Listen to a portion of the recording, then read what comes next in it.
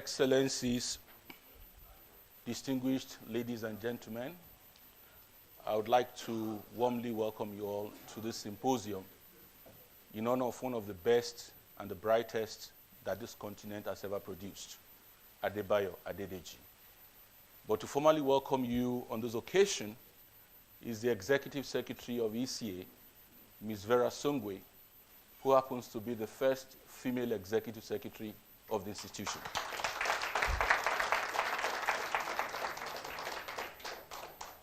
My name is Adedeji. I'm the Director for Southern Africa of the United Nations Economic Commission for Africa, and also the facilitator of this event. Before I invite the Executive Secretary to make welcome remarks, I would like to acknowledge the presence of the dignitaries on this occasion. We've got His Excellency, the President of the Republic of Namibia, President Adebayo.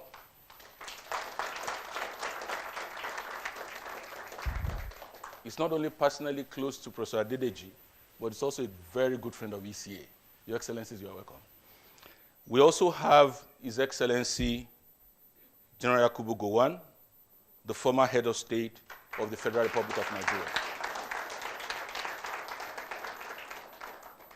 In our midst this morning is His Excellency Professor Mosoya, the former president of Liberia.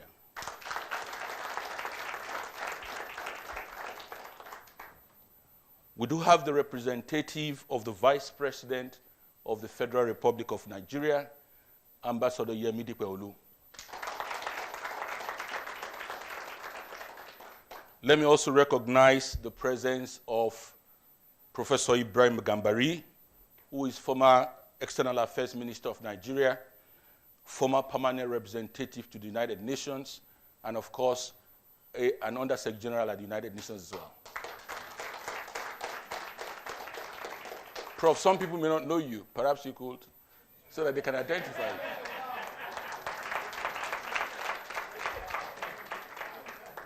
We have in our midst the keynote speaker of this occasion, who is the governor of Kisumu in Kenya.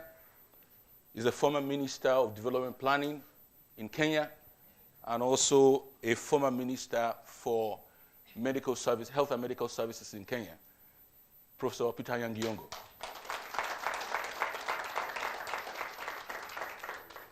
Let me also acknowledge the representative of the Lagos State Governor, who is here, Professor Ademola Abbas. I hope he's in the audience. We also have here Professor Abdoulaye Batili, who is a former minister in Senegal.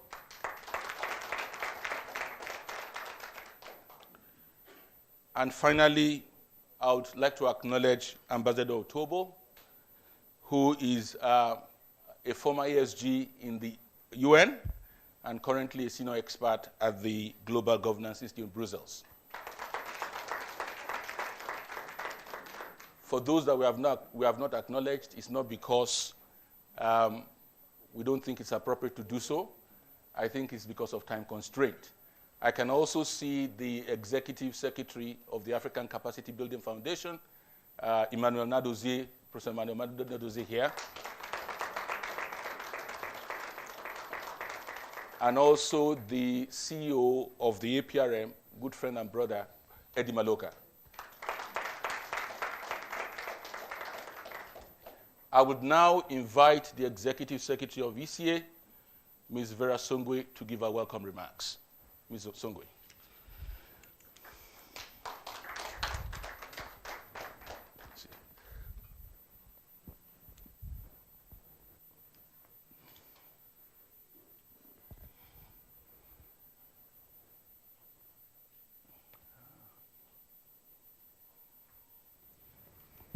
Can you hear me? Yes. Okay, you can hear me. Good morning. First of all, thank you very much for being here with us today.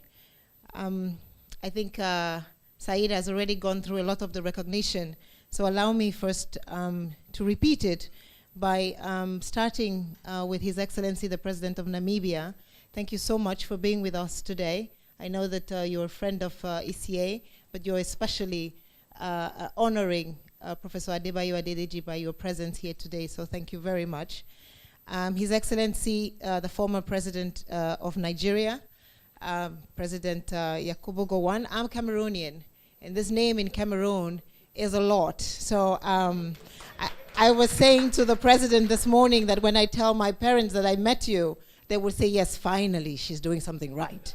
And so, you know, this is the proof. So it is a real honor to have you with us. The former President of Liberia, President Amos Sawyer, thank you for being with us as well. All the other dignitaries, all protocols observed. Please, of course, my fellow colleagues from the UN, in particular, Mr. Ibrahim Gambari. I think you are the trailblazer for most of us Africans at the UN, so thank you very much for being with us here this morning. We are here essentially to celebrate and remember and then think forward about the life of Professor Adebayo Adedeji. For those of you who were able to be at the celebration of his life yesterday, I think there was a clear message that was delivered at the service at the church in honor of the professor, because he left us with an unforgettable legacy of life, commitment, and service to the continent at a personal, social, and professional level. As stated yesterday by Professor Gidnab, Professor Adedeji was fully engaged in economic independence of Africa, making it his career flag. He was born in 1930. 14 years or 15 years before that was 1914. And 1914 was a decisive moment on the continent. We had just finished between 1884 and 1914 the scramble for Africa and the division of the continent. So he came to life 15 years later. Sorry, 45 years later in 1930. And you can just imagine the kind of academic questioning he must have had. From 1930 to 1960, he was 30 years old when Africa started getting its independence. So this was somebody who had lived the struggle. He understood what it meant. He understood what Pan-Africanism meant. If you go backwards and you look at the maps of Africa in 1914, it was a very different kind of map. If you looked at what was happening in Africa at the time, from 1884 to 1914, we had essentially legalized trade on the continent. We had 14 or 15 nations that sat together in the Conference of Berlin and legalized trade. But it was a different kind of trade. It was a trade in people and a trade of Africa's geography. Between 1884 and 1914, Africa was partitioned. If you could build a post, and if you could plant your flag, you owned the territory. So by the time Professor Adebayo Adedeji was born, Africa had gone from being a continent that was already trading with the Middle East. Remember, we had the Ottoman Empire in the 1800s. And then we had trade going up towards the north of Africa, and we had trade going into East Asia. But all that stopped by 1914, and we started trading towards Latin America. But this time around, we were not trading cotton. We were not trading ore. And something that is very often forgotten is around 1700, so just before we were partitioned, we were actually living the Iron Age of Africa. It was an age where Africa and the Bantu spread from the 1300s to the 1800s was going from North Africa, or from West Africa more precisely, down to Southern Africa and out to Eastern Africa, spreading the trade of iron and the commerce of iron and the transformation of iron into weapons, into artifacts, and into other kinds of commodities. So Africa was already transforming, and Africa was already industrializing at that time. Why do I say all of this? Because when one begins to think of the legacy of Professor Adebayo Adedeji, one needs to understand the context in which he was living and his history at the time, and how that history allowed him to transform his thinking and push the continent towards the landmark events that he did, such as making sure that we created an ECOWAS community, because remember, his legacy is really trying to bring Africa back together. trying to put Africa as one, trying to ensure that we begin again to look at ourselves as we were before 1884. And we are still doing that. So when, in March of this year, we signed the African Continental Free Trade Agreement, I felt like it was an almost honorable transition to be, and for him to be watching us and saying, finally, we are maybe back to that point where we were before 1885, and maybe Africa is coming back, and maybe we need to go backwards a little bit to fly again. But clearly, I think his dream of an Africa that trades with itself, an Africa where economic integration happens because it is important, because it is necessary, because it is needed, is finally at our doorstep. So if there was ever any legacy that ECA could have left for Professor Adebayo Adedeji, is really to keep working on the CFTA. I think that we are also hoping that the country in which we stand in today will also follow that big fight and join us as we work towards the Continental Free Trade Agreement. This really is the legacy for Africa, because between 1885 and 1914, 15 million Africans were taken off the continent. Today we talk about migration, and we talk about 50,000, 100,000 that go into Europe, and it's a big issue. But at the time, the population of the continent was 102 million, and 15 million were taken out of the continent. It was a huge number if you begin to think about movements of people. In Kigali, we also signed the Free Movements of People as a second big landmark event. We had 26 countries that signed the Free Movements of People on the continent. This is because, once again, we are going backwards to realize that as a people, the continent, the 1.2 billion people that we talk about on this continent, cannot realize economic prosperity, cannot realize economic growth if we do not, as ourselves, integrate and trade more and trade better with each other. So as we did the CFTA, a very important landmark was the Free Movement of People that we need to ensure also is ratified. Today we have 26 countries that have ratified the Free Movement of People. I just came back from Mauritania, where we must say that we went from 44 countries that have ratified the CFTA in Kigali to now 49. We had, of course, the next giant that was missing in Kigali, South Africa, join us in Mauritania. So we are still waiting for one more to join us as we move forward on this big fight. We also have, and I think history is important, we had a number of countries that have already ratified. Rwanda has ratified, Ghana has ratified, Niger has ratified, and we have Kenya that has ratified. So 4 countries were the first 4 to ratify. In Mauritania, another 4 more joined the ratification process. We have 22 countries that need to ratify for the CFTA to become effective. So we are hoping that we will be able to do that. I think that when we look at where we are standing and where Professor Adebayo Adedeji sprung from, which is West Africa. West Africa was home to a number of big empires. West Africa was home, essentially, to the first trading processes that happened on the continent, with the Shanghai Empire, the Ghana Empire. Of course, all of us know the story of Mansa Musa, who left from Mali all the way into the Middle East, and the gold trail that he left behind him. What happened later on was we became the continent of resources, and everybody came to get our resources, and we never transformed those resources. And I think during the tribute that we paid to Professor Adebayo Adedeji in Addis Ababa a few months ago, there was a tape of him talking about the fact that Africa needed to transform its resources. And this is the problem of diversification. We must move into diversification. Economic transformation is important. Economic diversification is even more important. If today the Europeans trade amongst themselves at 60%, it's because they have diversified enough to be able to trade with each other all the other goods that they're demanding of each other. The reason we don't trade with each other enough is because essentially we're all oil-producing countries or cocoa-producing countries, but we can actually move up the value chain. We can diversify our economies and ensure that we start trading more with each other. And I think that this is really the legacy that he's left us. He left us economic transformation. We're moving to economic diversification. We need to diversify. We need to value our knowledge. I think the head of state of this country is about to go to Silicon Valley in a few hours, I think.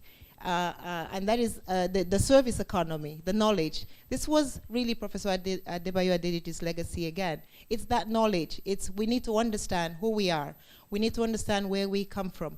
Our history is important. We cannot say that because we were not born in 1881, or because we were not born in 1914, or because we were not there in 1960, what happened in those years does not matter. It does.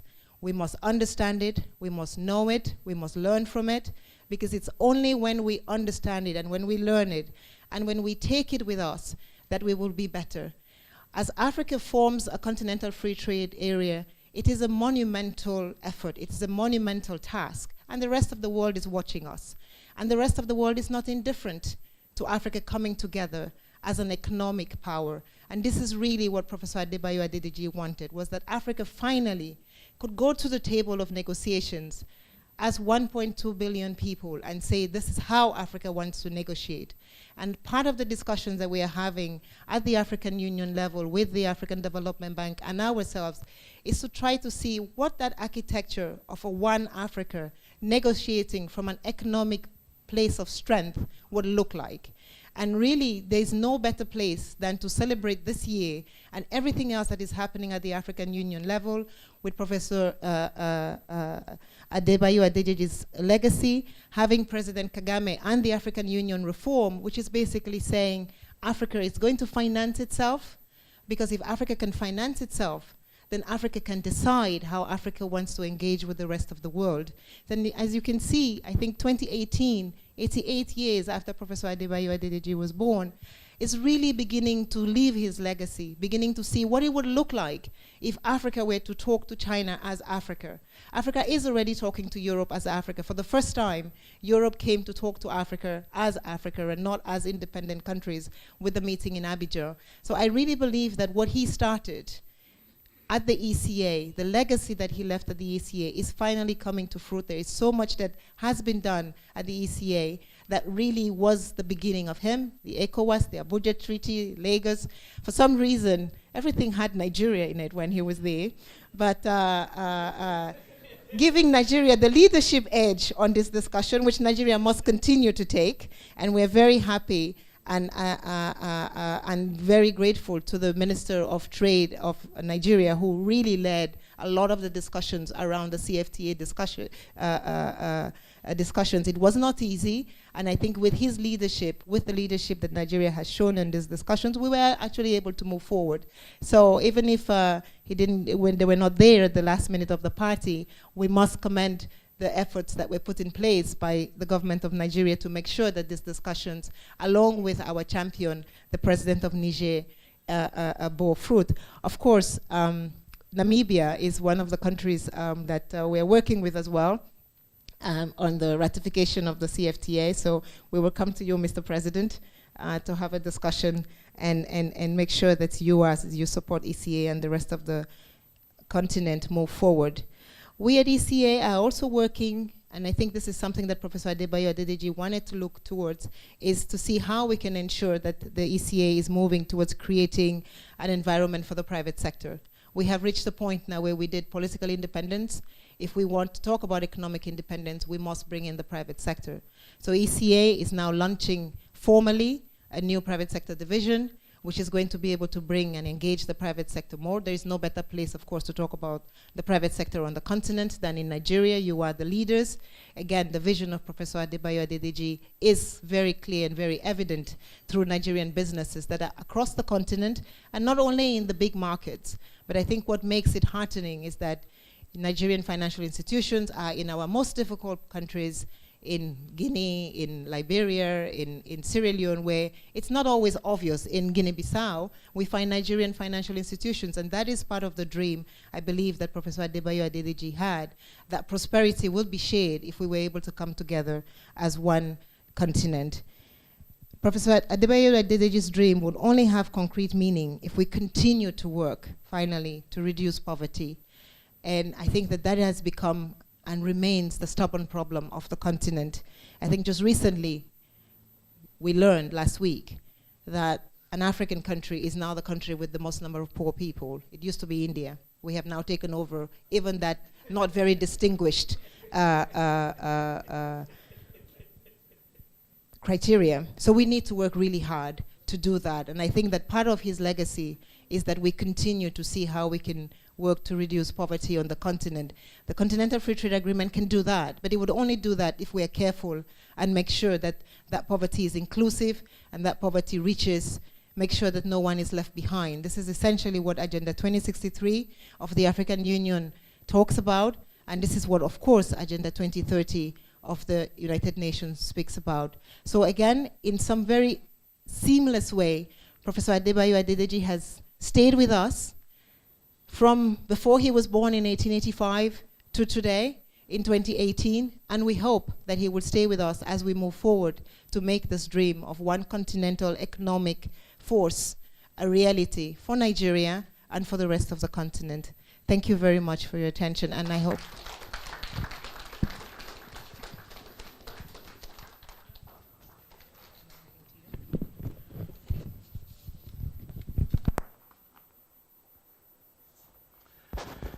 Thank you very much, Madam Executive Secretary, Ms. Vera Sungui.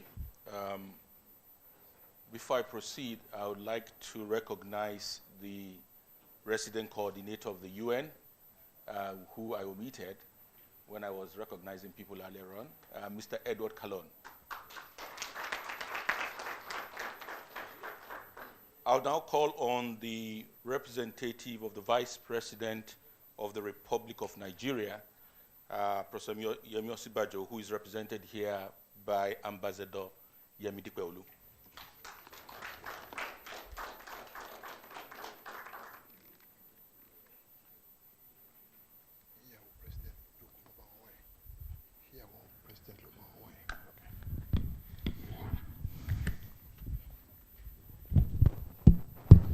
Good morning, Your Excellency, President Gengo of Republic of Namibia, Madam, good morning to you too.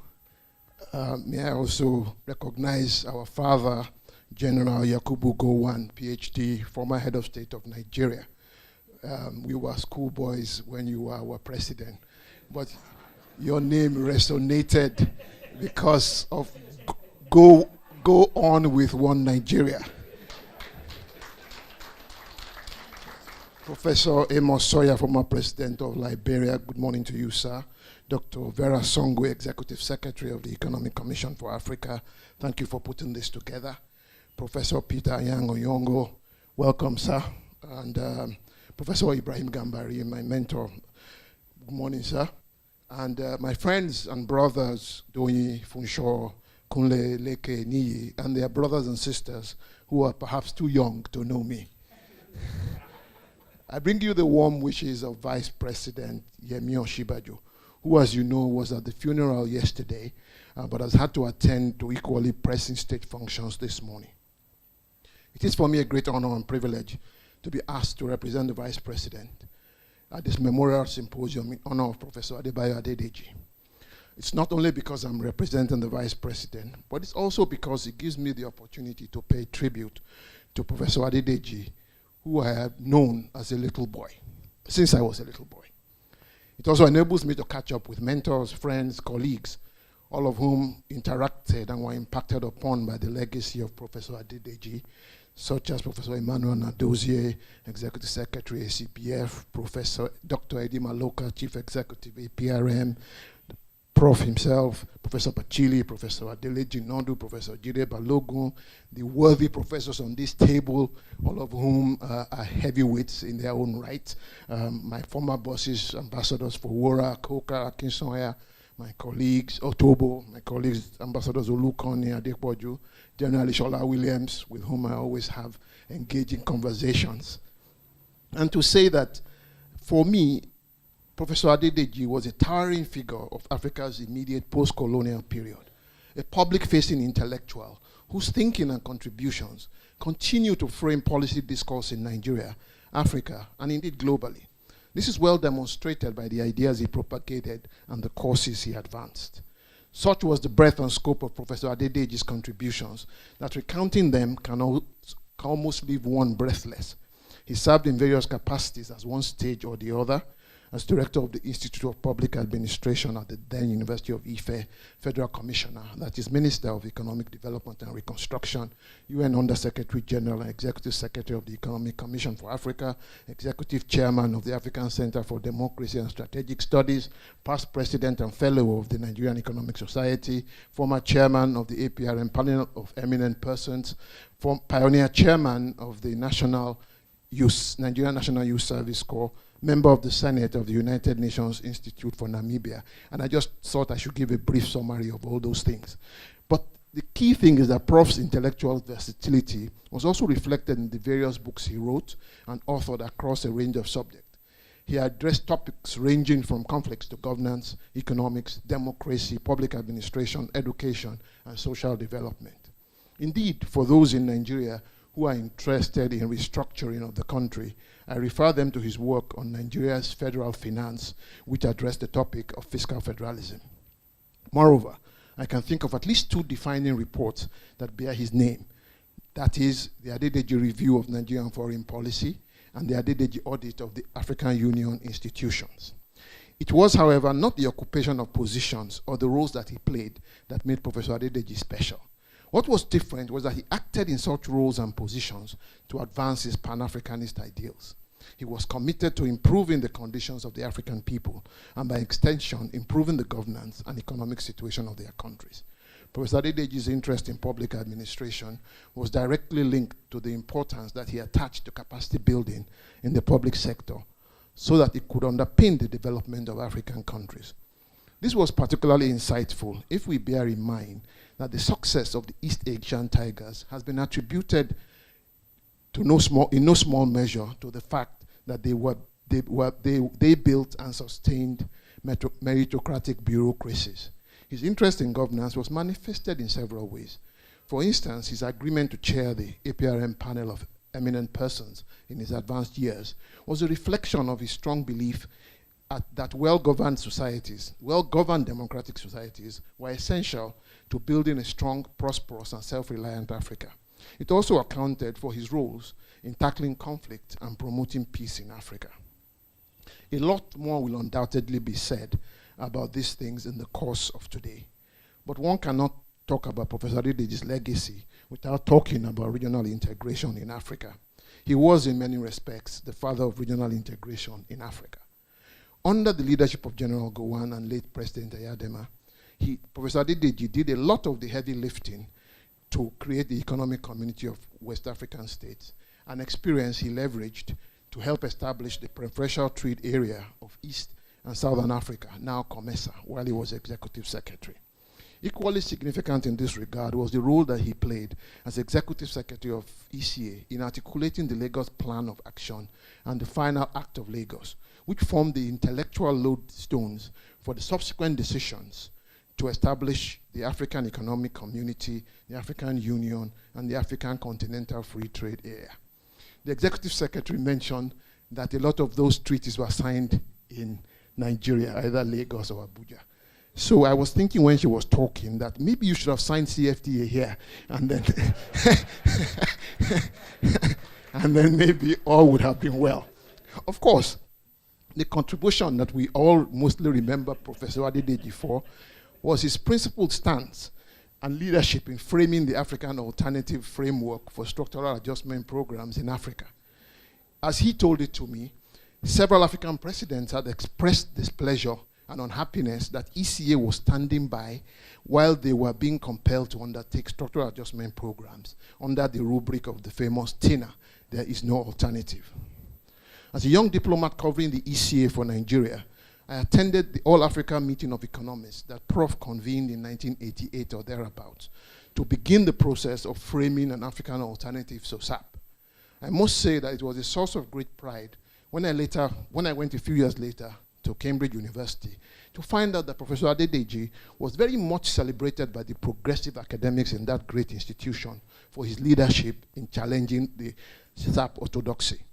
Indeed, his greatest intellectual contribution and his legacy was interrogating ideas imposed on the continent from outside. The younger generation, and as I approach 60, Prof, I'm about to leave that category, have much to learn from the personal attributes of Professor Adedeji. He was as once hardworking, accessible and approachable, and very courageous. I had course when I was serving in ECA to deliver a message from my executive secretary. I was then chief of staff. And Prof said I should come at 7 a.m. to deliver the document. So I went. I think he liked Hilton Hotel. So I went to Hilton, called, he said, come up. So I went up thinking he would be in his bathrobes and he would take the document and dismiss me. At 7 a.m., Prof was fully dressed, wearing his agbada and his cap, sitting at a table and writing up what he was going to deliver that morning. And I just said, if he was doing that at 7 a.m., he must have gotten up at 5 a.m. And indeed, he was getting up at 5 a.m. to play tennis in Addis in those days. So, you know, it is just that's the kind of person he was. He put his heart and his mind and his soul into everything he tried to do. He was very courageous as well. Not many people know that he had difficulties with Abacha. And that was why I found out as far back as then that he had a Namibian diplomatic passport to help him to get around. But, you know, he had no patience for laziness and sloppy thinking. And I know that he kept ECA officials on their toes with respect to the quality of their intellectual output when he was at the head. His humanity shone through in many ways as well. He assisted many of his friends who had suffered grave injustice of arbitrary and unfair early retirement to find other work to do. There's so much to say and so little time to say, so please permit me to end by saying that I was privileged to know Professor Adedeji and to learn directly from him, for he was a cheerful and great raconteur and liked to influence young people positively. I worked at ECA long after his retirement, and I can attest to the fact that his legacy lives on. Indeed, he is the measure by which subsequent executive secretaries are assessed in African political and economic circles. The Vice President, in giving me this assignment, asked me to extend once again his condolences to the family. He asked me to also inform this distinguished gathering that while the idea of this symposium is a great one, he would like to see the outcomes captured in a more permanent form, perhaps as a book, which would be a living legacy to the worthy life that Professor Adedeji lived and the numerous accessions that he made on our behalf. Thank you very much.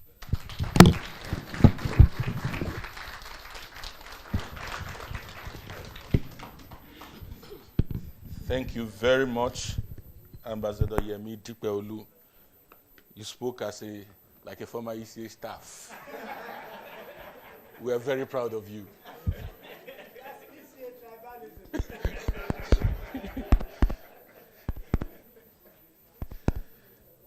We'll be moving on to the keynote speaker for today, the governor of Kisumu County in Kenya.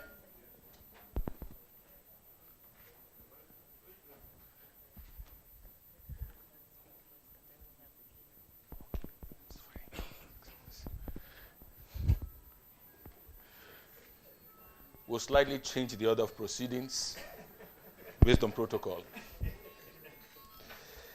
I will be inviting His Excellency President Agiginkop, the President of Namibia, to give his testimonies of the Adedeji that I knew.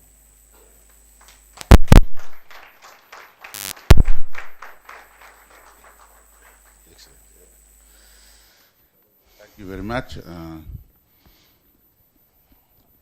The Executive Secretary for ECA, the first woman, let's congratulate her. In Namibia, we believe in 50-50 in the ruling party. And that's a difficult task. In my party, I'm the president, and a woman is the vice president, woman is a Secretary General, and then a man. So it's 50-50 in everything in the party. So ECA, I think, will be same. The great people of Nigeria, this is the country where Adedeji comes from. And when you talk about Nigeria, you are talking about African country. So I'd like to say we learn a lot from Nigerians. We'll talk about all protocols observed. So it helps us for me not to go now to recognize all Professor Pateli, all protocol observed. But I must say, I had a written note here to talk about Adedeji in a scholarly way or so on. But when I saw some of the former terrorists, the people who used to help us when we were struggling, I see them here, Peter here, Pateli, Professor Pateli, then you have the Etis and then the Palukon here, the UN men there, Professor, my brother there. I thought, no, I'm back to my days. And especially you don't give me the mic which is stiff, you are giving me the one that I could use when I was campaigning, so I can now be free. But to be serious, we're here in a very, very somber moment. I came all the way to Namibia, southern part of Africa, tip of Africa, for one reason only, to talk about the men that I met when I was not that old, not that young, but I was assigned to set up the institution to train Namibians. And when the Senate met, I was in New York, middle-level officer, Ibrahim, them were just ignoring me. And then, I was there and a call came that I was made a director. McBride had already chosen Mark Bomane from Tanzania to be released by Nyerere, President Nyerere to be the director. And then at the meeting, revolution started. Sam Nyoma came out from the hospital and he said, I have a candidate. And then they said, who? McBride said, who? Hage Gottfried Gengov. Hage is in my office, the junior officer. This post needs a senior person who knows the world, who is experienced in administration and so on. So Sam Nyoma said, well, you are supporting us to run a country, and if you think we can run an institution, take your institution. So he was leaving. So Professor Adedeji said, wait a minute, who is this person? Why don't we get some CV or so? There was no CV even. Typical revolutionary way. So they had to adjourn, and somebody, Comrade Hidipo, put my notes together, and that way Adedeji and the Adversary said, he has a degree and so on, maybe it would be good to give him a chance. So that way I was called.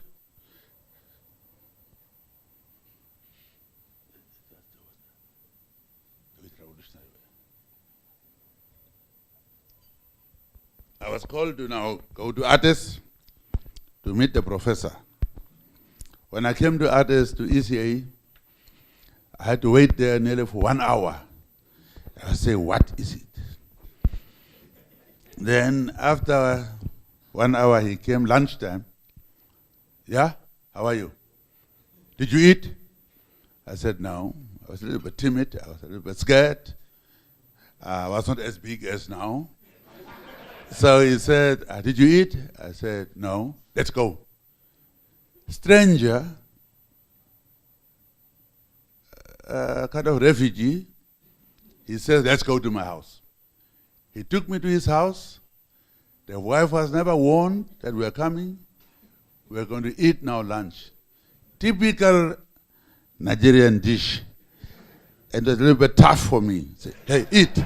You're not African, eat. So I tried, I ate, and then we went back to the office.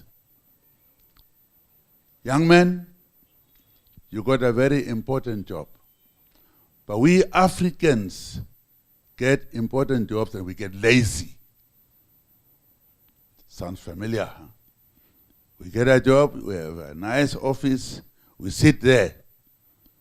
You got this job, you are young, you must work hard. So whenever I was getting lazy, those words used to come. Don't be lazy, African.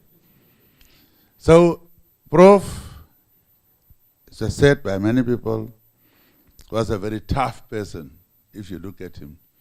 Took his job seriously, he took himself seriously, and as an African, he took himself seriously.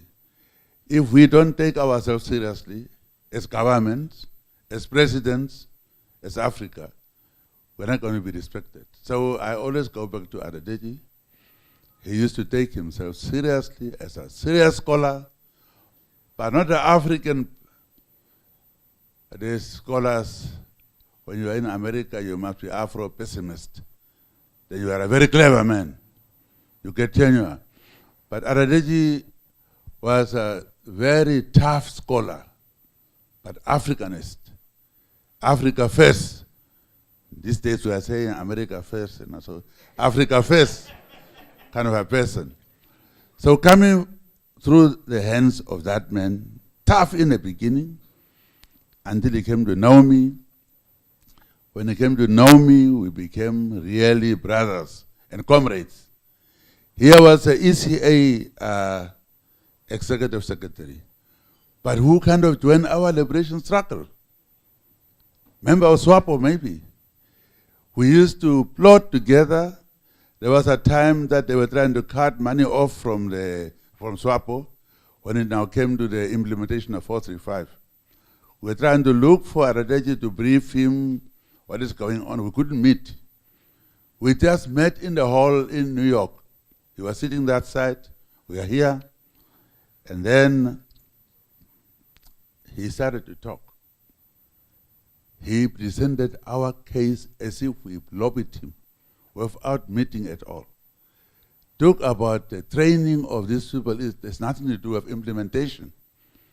We want to have cadre who will at least manage the system after you have finished your negotiations and so on. So the two are not linked. He would then went to be African and just told them this institution is a Liberation Support Institute. It must continue. So Adedeji is a person, first, as I said, first and foremost, an African. As many Nigerians are also Africans, so that we recognize the president, Gohan, whom I also came to know through Adedeji, President Soya from Liberia, and then after really all protocol observed.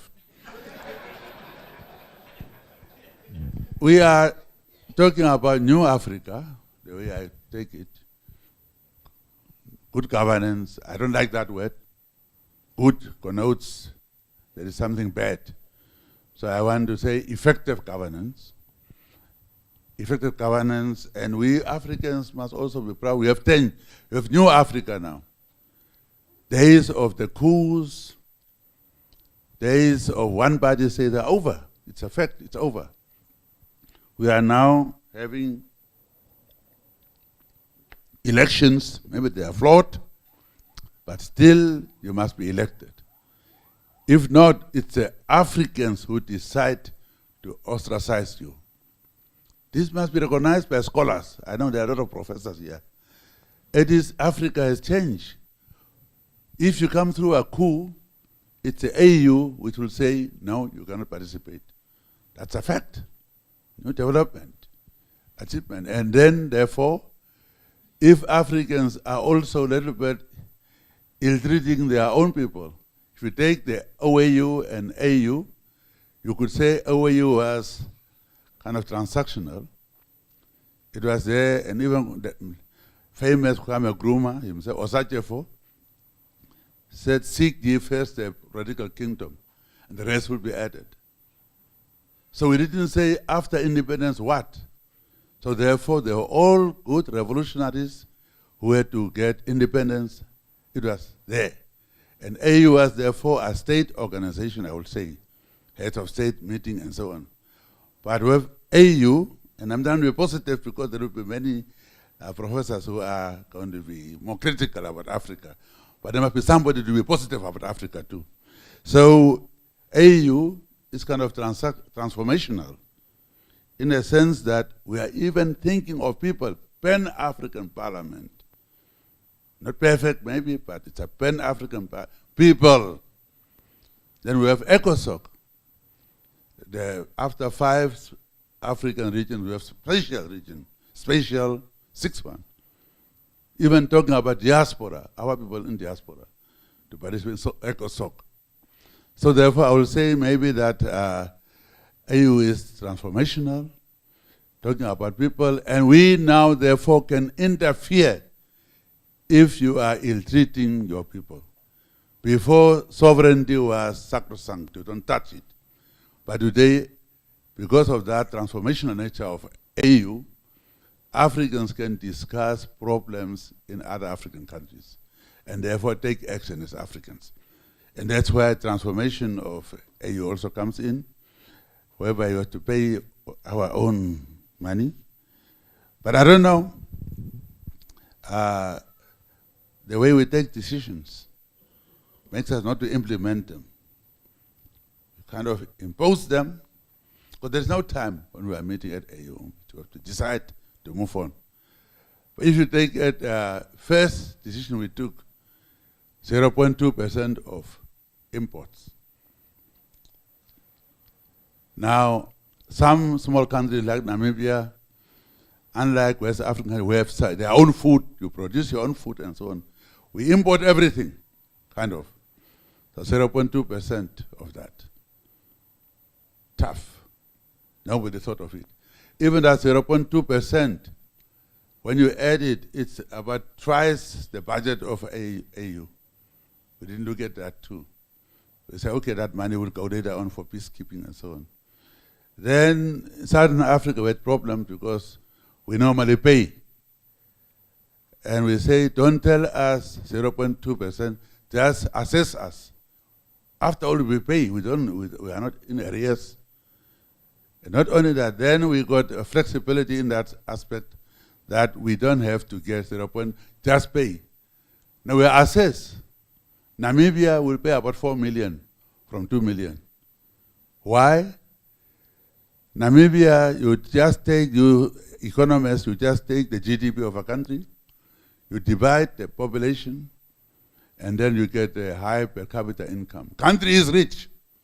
And Namibia is, you take the GDP and divide with 2 million people. Then you get a high per capita income. We are richer than Nigeria. It is true. Even China, we're richer than China. Now you mathematics scholars, you do statistics and mathematics, but it affects us. Now Namibia, which is a poor country, controlled by apartheid, the Africans were left out from everything. Now you are saying, because of your mathematical formula, that we are the rich country, we must now pay more, 4 million. But I have to deal with poverty there. People who were left out. So Adedeji will come there, it will be practical. Don't take any loan from these people. He told me that Nigeria took the loan of 12 billion initially. When we were talking that time, it was 36 billion. How did 12 billion become 36 billion? So ever since he said that in Namibia we don't have any cent from, don't go and punish us, from World Bank or from IMF. Now it's 28 years. And we are a little bit free because when we were involving in DRC that time, we could have been stopped. But we went in stabilized Kinshasa, paid our own way. Nobody could stop us. So that is what Adedeji was all about. Men were thinking ahead of all of us. Lagos plan of action could be our 2063 plan that we are talking about today. It's just to go and look at Lagos plan of action, Arusha Treaty. It's Adedeji. And today we have now our project 2063, our agenda for Africa. Adedeji is there. That Adedeji that we are today talking about. I have been now to his house, to his village 4 times already. This was the 4th time.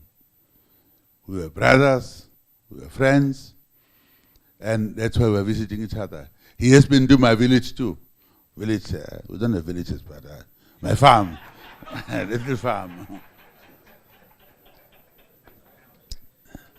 Because the land was taken away from us. He was buried at a place he was born. That's different. The land is in his hands, in our hands, not in our case. Eddie, you know that. You don't have your land in South Africa. He was buried at his village, the house. It was touching. I can't say that. I wanted to buy a plot, the farm, where I was born. The white man just ignored me. But had I told Comrade Nyoma that time, he was in a bad mood. Had I told him, they said, now he would have taken it, maybe like Comrade Mugabe did once. So I just kept quiet and I bought a farm in an area I was born because I wasn't brought up there. So I have a home too now because I have a farm, little farm I bought, where I was in the area I was born. So I took him there. He was there with him, me, Eddie's visiting me. And Prof really to me taught me that Africans must be proud. Prof, Africans must be. Peter, I'm very happy today because I met people I didn't see for a long time. Many of us are getting old. Look at Polukan was young man. When the professor was trying professor, he was with me always. But I'm very happy that I came to your great country, meeting professors, presidents. It took me back to the days that we were still making noise. Now you made me a president, and I have a new approach. We, the new presidents. Because the other presidents were extraordinary personalities. Sekuture, Kenyatta, Kwame. Those were really extraordinary personalities. Personalities matter, rightly so. Now in our case, we should think more of processes, systems, and institutions to buttress our democratic governance. Processes, whether the electoral process, it must be foolproof so that those who are going to be defeated cannot have excuse to challenge it. It must be having democratic structure too. Opposition must have something to say. But we have a system for that. Then you have a system, governance system, and then institutions. Take Americans, for instance. Not that they are the better example. But when they couldn't count that time, Al Gore and Bush, they had Eddie's transparent way, two of them explaining, telling lies or whatever it is to their people, but transparent way. Process, but process was there. Process was there. And then system, now armored cars. Clinton was still the president. If everything else failed, institutions, the courts. Namibia, we are trying to do that. We are losing cases. I'm not a president like President Nyoma, for instance. Those were the personalities. I'm not trying to say we must demystify presidency. It's a very good job. So don't mystify it, but don't be a god. Be a leader who has been given short time to lead. It was time limits. I believe in that too. Time limits when you are getting the executive presidents who are elected direct by people. How does he account? I wait for 5 years, a Viva Swapo, and I get elected. And then, how do I account? So therefore, there must be term limits for those who are directly elected. South Africa, other countries are having different system. They are now going through presidents being elected by parliament. And therefore, in South Africa, you have a tendency of recall. It is becoming a political culture to recall. So you keep that. I would like to stay with hours where I can serve only for 5 years and then say goodbye. No, 2 terms I can serve. A 5-year term and renewal, and then you go. Adedeji was talking about that throughout. What is wrong with we Africans? We want to die in the offices. Yeah, that time we were saying that already. I was listening, he will be talking, critical, but he was living it himself. You see, he didn't go to Europe and buy a house and die there. Many of us say, I'm going home to Europe when you are leaving the office and stay there. He was buried, he came back in the place where he was born and buried there. Yesterday we were there to bury him. That's a man, that great man. Thank you very much.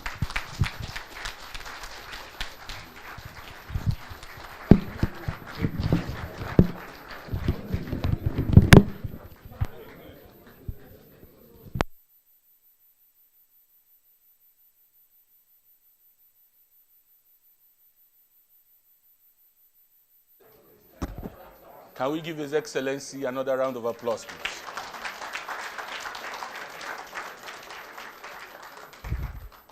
I think there's something to digest for the scholars here today. His Excellency has invited us to the issue of casualizing power, that there is need for us to casualize power on the continent and make power accessible to the people who ultimately are the custodians of power.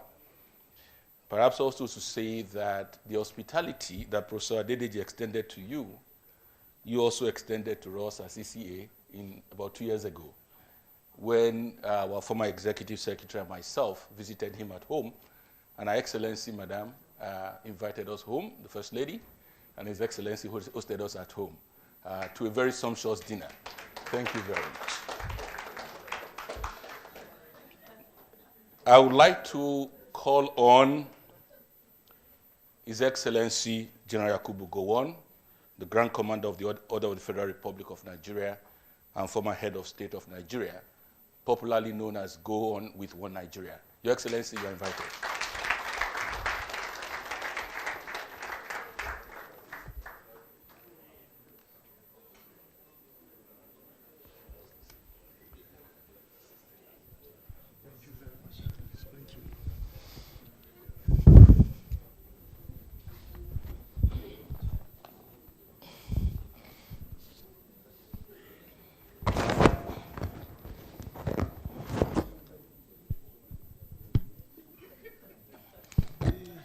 Protocol, I would like Famin to use that protocol that you've used, that Nigerian parlance that is so good. But I think I want to be a little different today. And since we have a lady secretary for ECA, would you permit me first to address her before I address you, Mr. President? Thank you.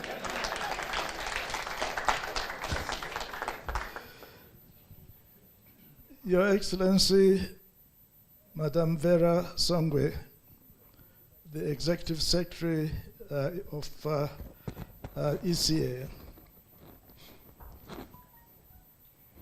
delighted, to meet you today as the first secretary, woman secretary of the ECA, and well, you are here to preside over this special memorial symposium about Adebayo Adedeji, that man that we had to send to the ECA in order to continue what he was doing in Nigeria at the time. I wish you well, ma'am. And from what I've heard today, certainly I think you are up to the task. Well done.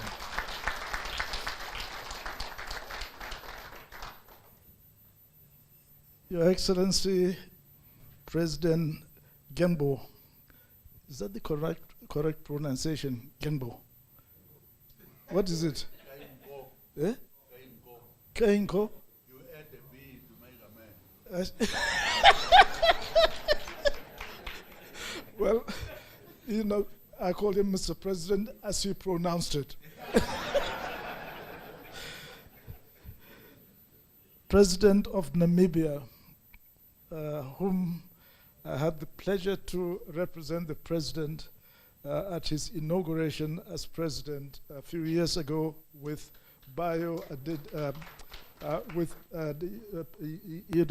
Dr.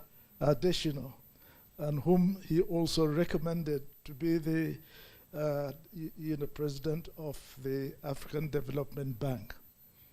Thank you, Mr. President. And Mrs. Gembo, am I right? That's it.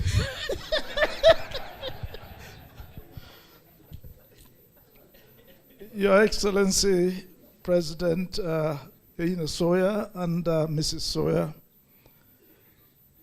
Your Excellencies, distinguished ladies and gentlemen, may I also recognize the representative of the Vice President of our Vice President, who really spoke very well, as Mr. Vice President usually does. Well done.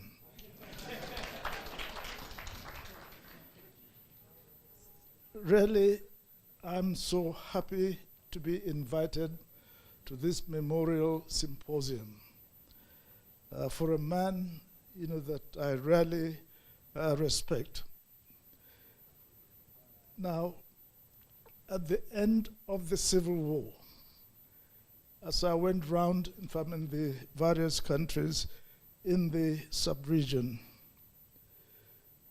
yes, to thank them for the support that they have given to us to be able to end the war the way we did. No victor, no vanquished. And to think of the various development that we have to do in order to get the country back on its feet. And as I went around the various countries, we signed various agreements, the usual agreement that you have. And practically at every stage, I think it is the same thing. And so it got to me as we certainly started to put our economy right, that I think all this agreement, why don't we, together with President Adebayo, we thought all this agreement, why don't we really form an organization that will really bring all this agreement into one agreement in order that we can be able to benefit from it. And so that was how the idea, of the ECOWAS came into being. And so who would one get to help to do this? Now, at that time, I have just lost, the Chief Obafemi Awolowo as my Commissioner of Finance. And I have to have somebody to replace him.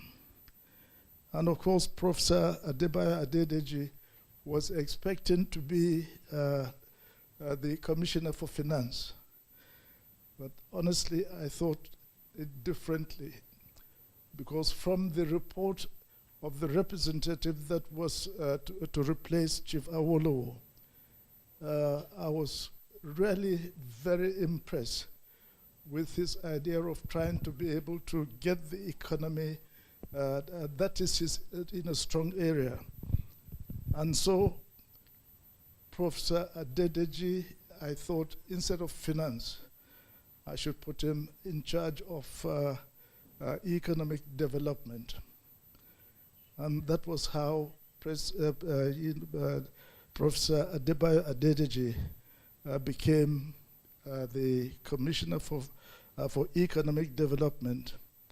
So Professor Adedeji was an excellent choice as Commissioner of Economic Development in Nigeria that has just emerged, from the ravages of a 30-month civil war in 1970. And he had a vision. He knew how to key in to the vision of other people, and he was blessed with an uncommon capacity to implement plans that turned dreams to reality. I never knew him personally before I appointed him as a commissioner in my cabinet, but he came highly recommended by some of his colleagues. And I remembered my secretary to the government, Abdul Atta. He was the one who said he knew Bayo Adedeji, I think then working in the Western region government, and that he was an exceptionally good person to be able to replace Chief Awolowo or any other area that we think we can appoint him. So when I met him, he lived up to every word that was spoken of him. When he walked with me, I saw an immensely brilliant patriot who perfectly fitted the role of a manager of the, of the engine room of our national assignment, of reconciliation, rehabilitation, and of course, the most important, reconstruction. So Professor Adedeji imprint was bold on my government's ambition of the Third National Development Plan, 1975 to 1980. He led the team of experts that put together the plan that was intended to lead Nigeria to a new age. And those of you who knew about that plan, those of you who are old enough to know about that plan, will know that that plan really was looking at Nigeria becoming really one of the moving into possibly an advanced nation. That plan was great. Regrettably though, that plan was thrown aboard for political expediency by our successors. I don't know why, if I'm an Obasanjo, probably why he didn't come today. Because he thought I was going to probably mention that one. And of course, what they did with our public servants, and who are usually exceptionally necessary for any government to ensure its program are going well. I also cannot forget Chief Adebayo Adedeji's key role in the birth of our economic community of West African states. And he really worked exceptionally hard together with him and the Ministry of External Affairs, all our envoys in all the respective countries in the sub-region. They all worked so hard to make sure that we really bring about a successful economic community of West African states. And the idea was that if this particular program is successful in West Africa, we will then really recommend it to other regions in West Africa and in the world, as really later on happened. And eventually, we hope it will lead to an African economic community, which I have heard it is now in progress. Certainly, the generations that came after us continued to work hard to ensure that that is achieved. So I congratulate the present generation for doing a very good job. And I hope Nigeria will be one of those countries. I know you didn't mention it because you didn't want to embarrass us. No, don't you worry. As Africans, let us speak very frankly with one another. I hope Nigeria, and what are, if I mean, the officials who should have been able to advise Nigerian leadership about what, if I mean, to do correctly. And if you do not like it, then just throw it away. But if it is a good one, why don't you really implement those advice given to you by your very able, officials? Well, Adedeji's exceptional intellectual depth, however, made Nigeria a small stage for him. The world easily took note of his accomplishment, and we know what happened. Yes, he went to serve Africa, from Nigeria and West Africa. He went to serve, Africa.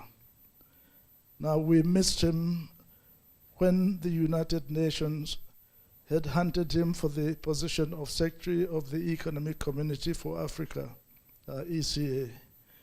And there, I think you all know what he did. He continued the dream that we had in Nigeria, that if the Economic Community of West African State is successful, we should be able to ensure that this continue in other parts of Africa. Yes, I think one of the first things he did was to resurrect the East African community, isn't it? And interestingly enough, East African community was one of which died soon after it was created. It was one of the ideas that made me to think of this, of the West African Economic Community program. So I was so delighted when that community was revived, and of course many other regional communities, were also they came about, and their success we can say is due to Professor Adedeji's various efforts.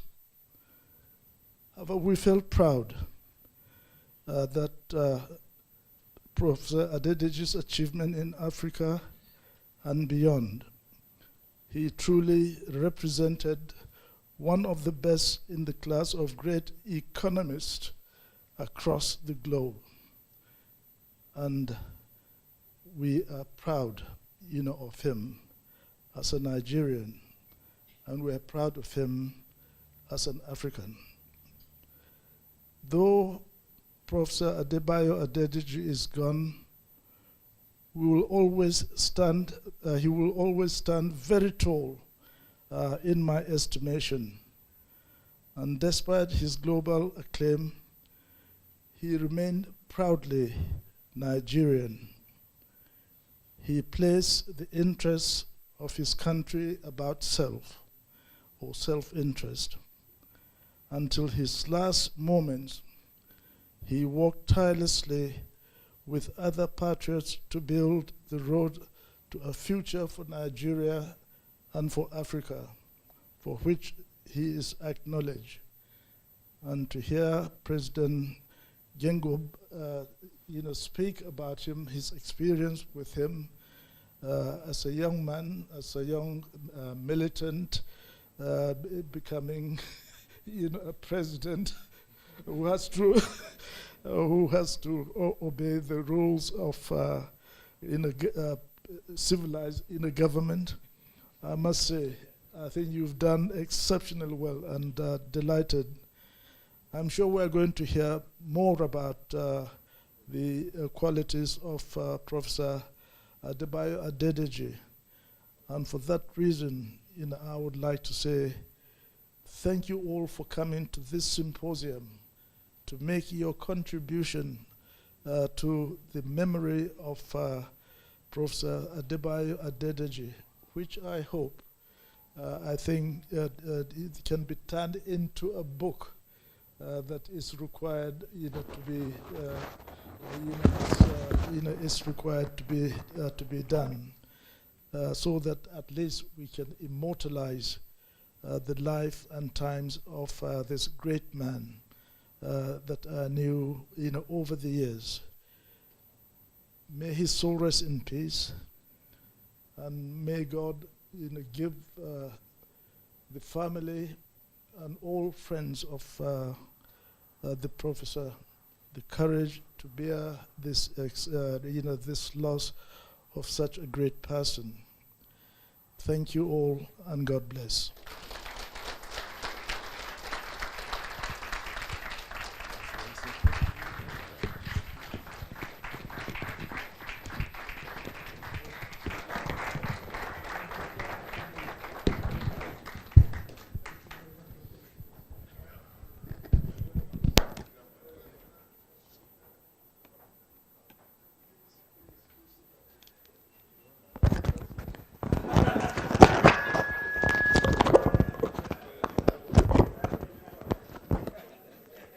Thank you very much, Your Excellency.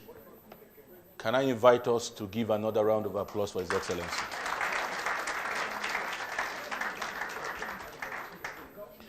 We will move on to the next distinguished personality to give remarks, testimonies about the Adedeji that he knew. I'll be calling on His Excellency Professor Amos Sawyer, the former president of Liberia, and who is a mentor, a father, and a big brother. You're welcome.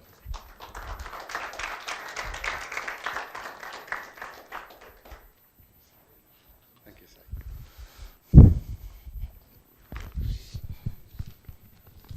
Thank you very much. Thank you very much, Professor. I will follow, if you will allow me, Mr. President. I'd like to follow the protocol as established by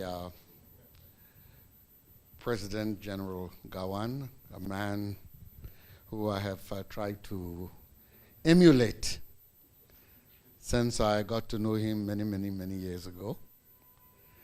And let me congratulate you on the assumption of this very important position. You are the first woman to hold this position. I come from a country that we've just had a first woman president. So there's a trend here, and we look forward to many more women in positions of decision-making at high levels on our continent. Thank you. Mr. President, I haven't known you very well, but I've heard about you and have followed the struggle of which you were a very important part. Thank you for the great work you're doing. And Madam Gingo, thank you also very much.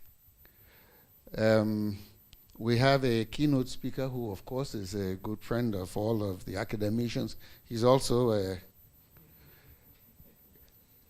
skillful politician. And there are his friends on this other side of the table. And we've all been fellow travelers for many years. And so let me just introduce my wife, who has not always been out with me. You know. So, okay. Thank you very much, dear friends. All protocols observed. I have a personal story to tell, and I'll try to make it brief, about my relationship with Professor Adebayo Adedeji. He has influenced my life at every juncture, my intellectual growth and professional life. At every juncture, over the last 50 years, I'm 73 years old. So it was since I was a young man. He's influenced my thinking and in some cases my professional choices. And the interesting thing about it, it was only 17 years ago that I got to meet him and to have a discussion with him. But he's been part of my life all those many, many years.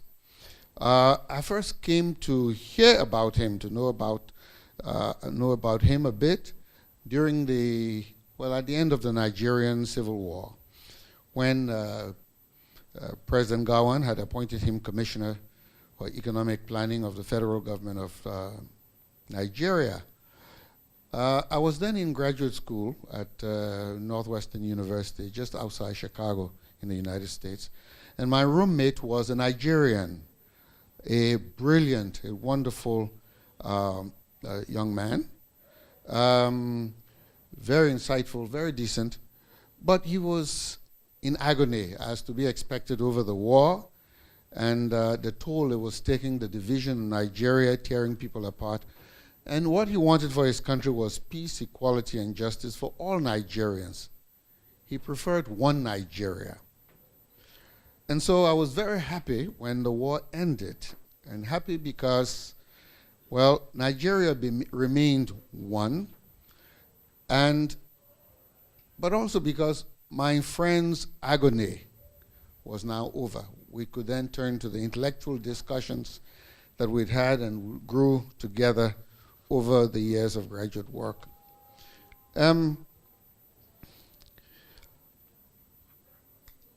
I also followed through him the work that Professor Adedeji was doing as commissioner, and he had very high levels of confidence in that work.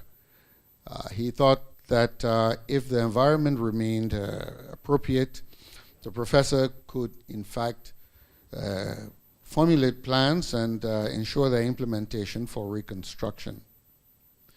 3 years later, I went back to Liberia, where I was an assistant professor in the Department of Political Science.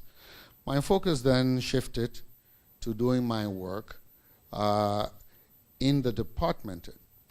And what I wanted to do at that level in the department was to focus my students' attention on some of the issues of the at the ideological level of global politics. This was the time of bipolar competition, and so I found the powerful arguments advanced by people like Sami Amin, Gunda Frank, Dan Abudere, and others, frankly more appealing than the work that Professor Adedeji had done. And so he didn't really feature very much in my academic work at the time. And then we thought to take those grand ideas of Sami Amin and all of those and see if we could do something practical on the ground. So the colleagues of mine, we began to organize. We became social activists, not just university lecturers, but both. And as social activists, it became very clear, very soon, that Professor Adedeji's work was relevant. How do you work with institutions on the ground, local institutions, particularly those that were entrenched in the society, those that were affecting the daily lives of the people, giving them values, delivering goods and services? How do you then work with them, especially if they were considered quote-unquote conservative? The importance of homegrown institutions, the importance of the resilience of those institutions and what you do with them. You cannot wish them away. So we turned to Professor Adedeji, and I learned then very much from his work and then wished to meet with him. Well, by this time he was already in the ECA. He was not at IFE. And, but this professor at IFE, I wanted to meet him. We read some of his works on development administration. So all of this led to a curiosity. Another point in my life where he again intruded was when we were in our turbulence. The 1970s was a turbulent era in Liberia. And towards the end of the 70s, the OAU held a summit in Monrovia. And if you recall, for those who can, that summit, it was at that summit that the Monrovia Declaration and Strategy for Africa Development was adopted. You must also recall that it was at that summit that there was a vigorous discussion about Tanzania's intervention in Uganda and the ousting of Idi Amin. So while the summit was having this back and forth, I remember, I think it was President Obasanjo and President Nyerere, they were going toe to toe. As a young scholar, I was in the background trying to find my way into the conference hall to find Professor Adedeji. That was my interest. Unfortunately, he was much too busy, and I could not see him. I wanted to see him to discuss this Monrovia Declaration, and of course the next phase, which was the Lagos Plan of Action. Because we found in the Monrovia Declaration the elements that was leading to the development of a strategy for industrialization and regional integration. These were forefront of the agenda of African development. So this was a new approach. In fact, this was something that we had not heard since Kwame Nkrumah in the early 60s.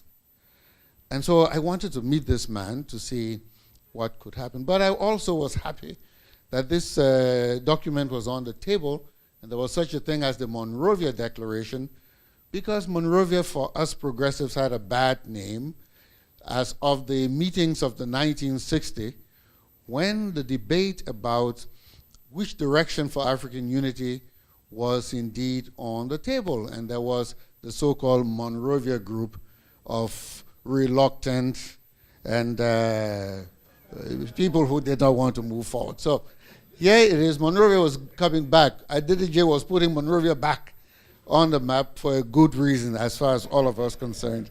This time, so I had wanted to see him. As I said, I was not able to see him. But as we continue to work, the study of institutions, of local institutions, took primacy in much of the work that we tried to do in Liberia. You recall also then there was the political turbulence turned violent, and for 25 years, on and off, Liberia was in the throes of violent conflict. I took some sabbatical time and again and thought to go to a university for reflections and to deepen my knowledge. And Indiana University was the place I ended up. And again, Professor Adedeji followed me.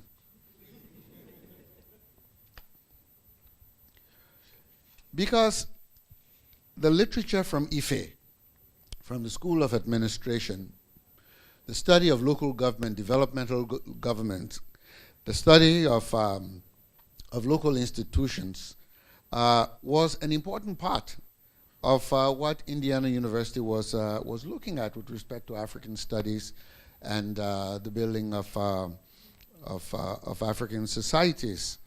Some names from that university: Professor Adam Alekum. He had visited and was a part of the discourse there. Professor Dele Olowu had been there. Dele Ayo. These were all from Awolowo University. Of course, there were other distinguished colleagues. Professor Jinadu here. In fact, his monograph is still being studied at Indiana University when he was briefly there in the workshop, and the visit of Professor Alex Boyega. Alex came in, we were there and did some work. But they were all initially followed by the IFE school. So I know they did great work, but the IFE people were ahead of this group. And so we applaud all of them. I hope I'm not walking into a landmine here.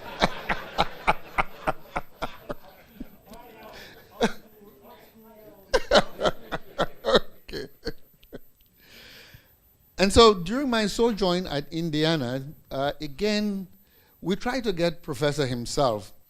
He was busy, but we had long discussions on the phone. I had still not met him face to face, and yet he had had all this influence on me and my professional growth. In 1990, when the African Alternative to Structural Adjustment came out, it became for me an imperative that I had to meet this gentleman, because I read the document and I read the criticism, the critique of it. And I was struck by the critique, the parts that said that, well, both the Lagos Plan of Action as well as the alternative did not come down hard enough on the governance issues, where African governmental processes were really given strong attention. And I felt as if at all we are going to make some progress, this part of it needed. I didn't think so in the progress, but the critics thought so. So I wanted to meet the professor and to get some education as to how he saw these issues. My meeting with him would come in 2002, after I had done a small consultancy for ECA and went to Addis to report. He was not there at the time. I think he had left the ECA, but he was in town on other matters, and it happened that we were in the same hotel. And so I tracked him down, harassed him until I got him to invite me to breakfast. And breakfast was a rather awkward meeting because I wanted to talk about the alternative to structural adjustment. And here this man, early morning, as has been said, completely dressed and with a pile of paper as if this was just a 10-minute distraction that he wanted to get back to his work. And he looked at me and he asked, so how are you? How are you faring? And it turned out he had followed all my difficulties through prison and all of the problems that we had in Liberia, and that is where he wanted to put his focus, and I wanted to talk about alternative to structural adjustments. In any case, we had a wonderful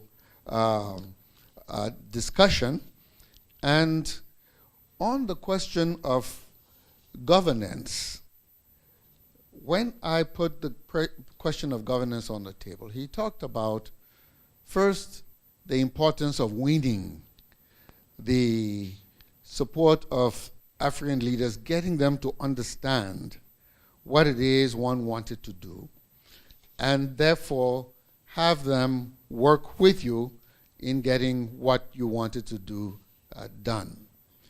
I noticed that he was not only a clear, analytical thinking scholar, but this was an astute, a very skillful practitioner. He knew how to navigate the labyrinth of African politics and to get things done. It wasn't long after this meeting, the professor called me from Indiana and he said, I want you to join my mission to South Africa on the African Peer Review. This was about a year or so later, a year or 2 years later. And so I found out, therefore, that it was this African peer review process that was really going to be a major instrument for tackling some of the governance issues. And so without raising it with him, and without actually hearing him fully on what he had to say regarding structural adjustment and the alternative and all of that, I forgave Prof when I joined his team that now governance was indeed a central portion of the way forward. I now understood. In South Africa, this was a lesson for me, how this intellectual was able to lead a group of scholars in looking very closely at the South African governance. I'm just about done.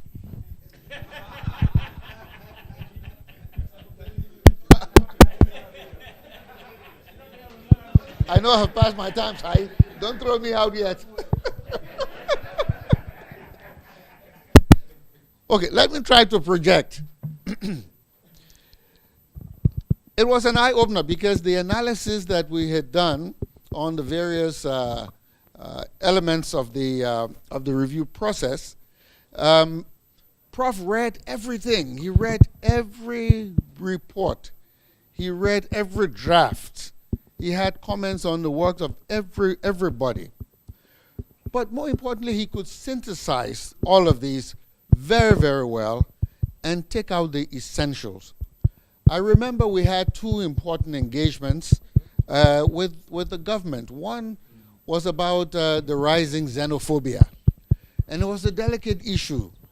But Prof could craft so nicely the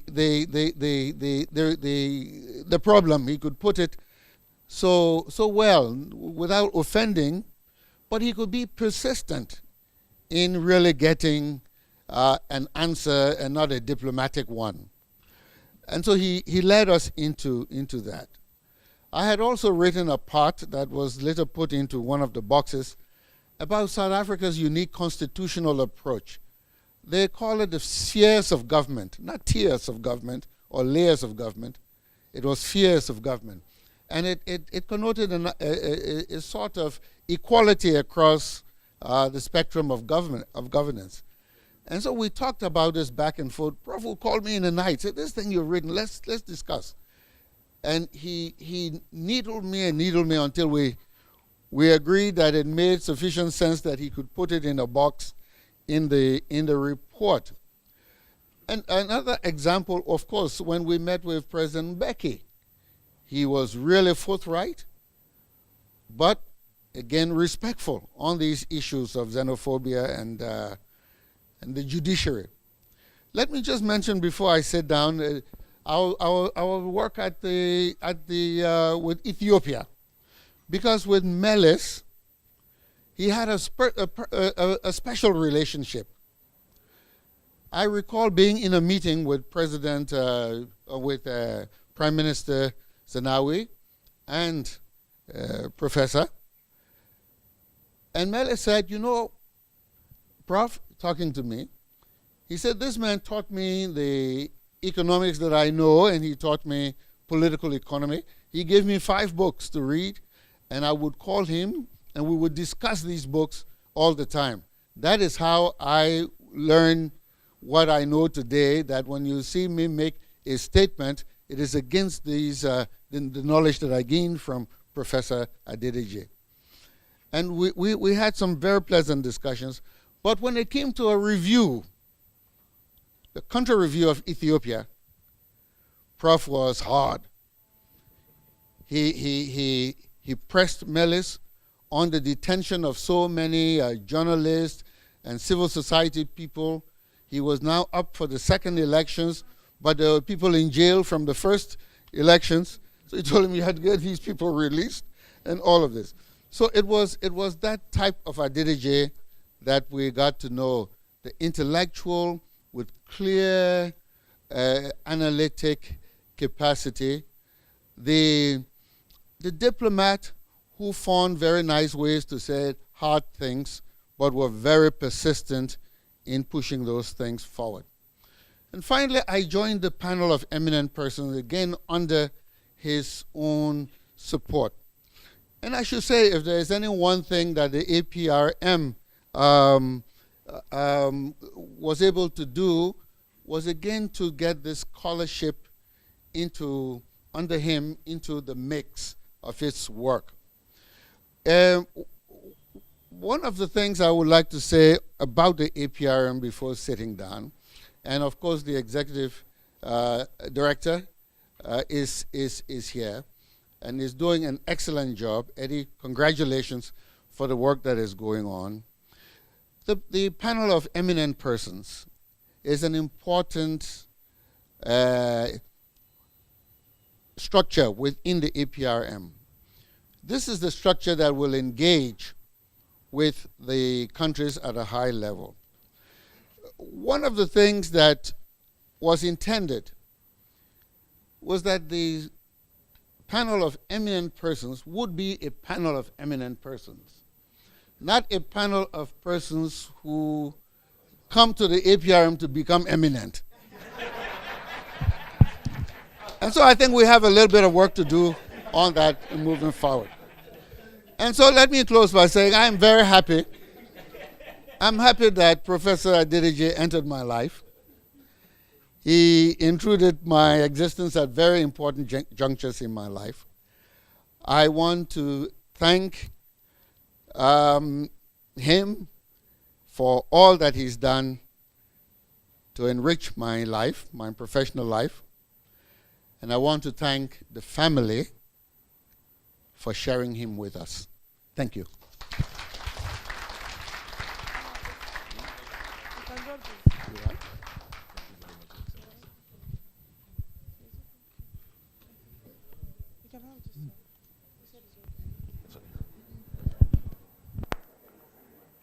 Please, can we give another round of applause?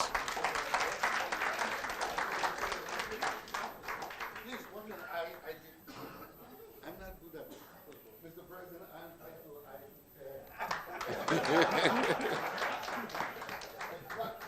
God has corrected me.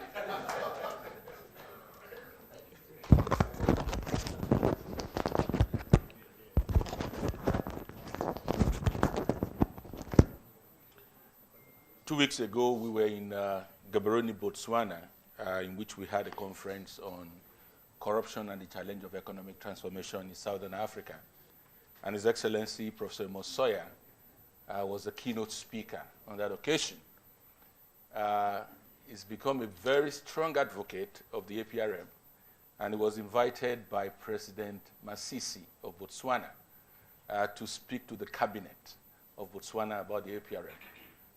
We went together, I went with him, and he succeeded in convincing Botswana that you need to come along into the APRM. So Eddie, you've got to have a special session.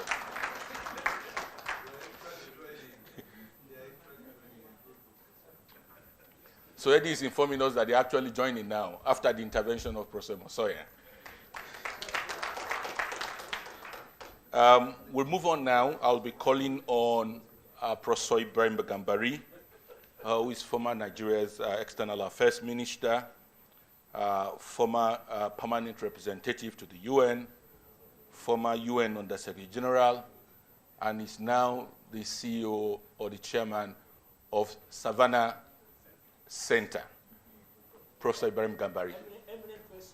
Yes.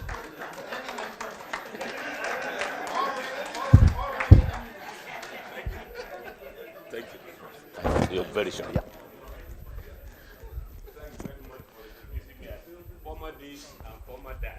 As long as you don't say former Ibrahim Gambari, that's fine.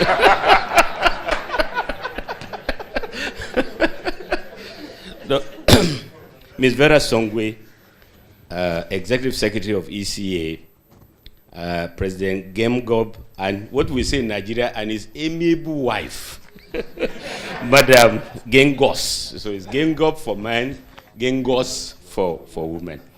And President Gengob did not mention that I was also another Nigerian that was at his farm. And he invited me as his personal guest at his inauguration. And he and I met many years ago. He asked me, is it going to be he to be president of Namibia first, or me to be president of Nigeria? Well, I'm still waiting for my own. But yes.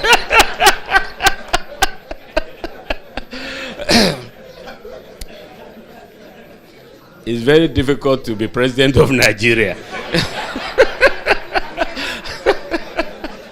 And the easiest one used to be by military coup, but that's no longer. That's why I just got a book from my friend and brother, Professor M.J. Balogun. The route, what is the title of that book? It's right there. The Route to Power in Nigeria, which I'm still studying.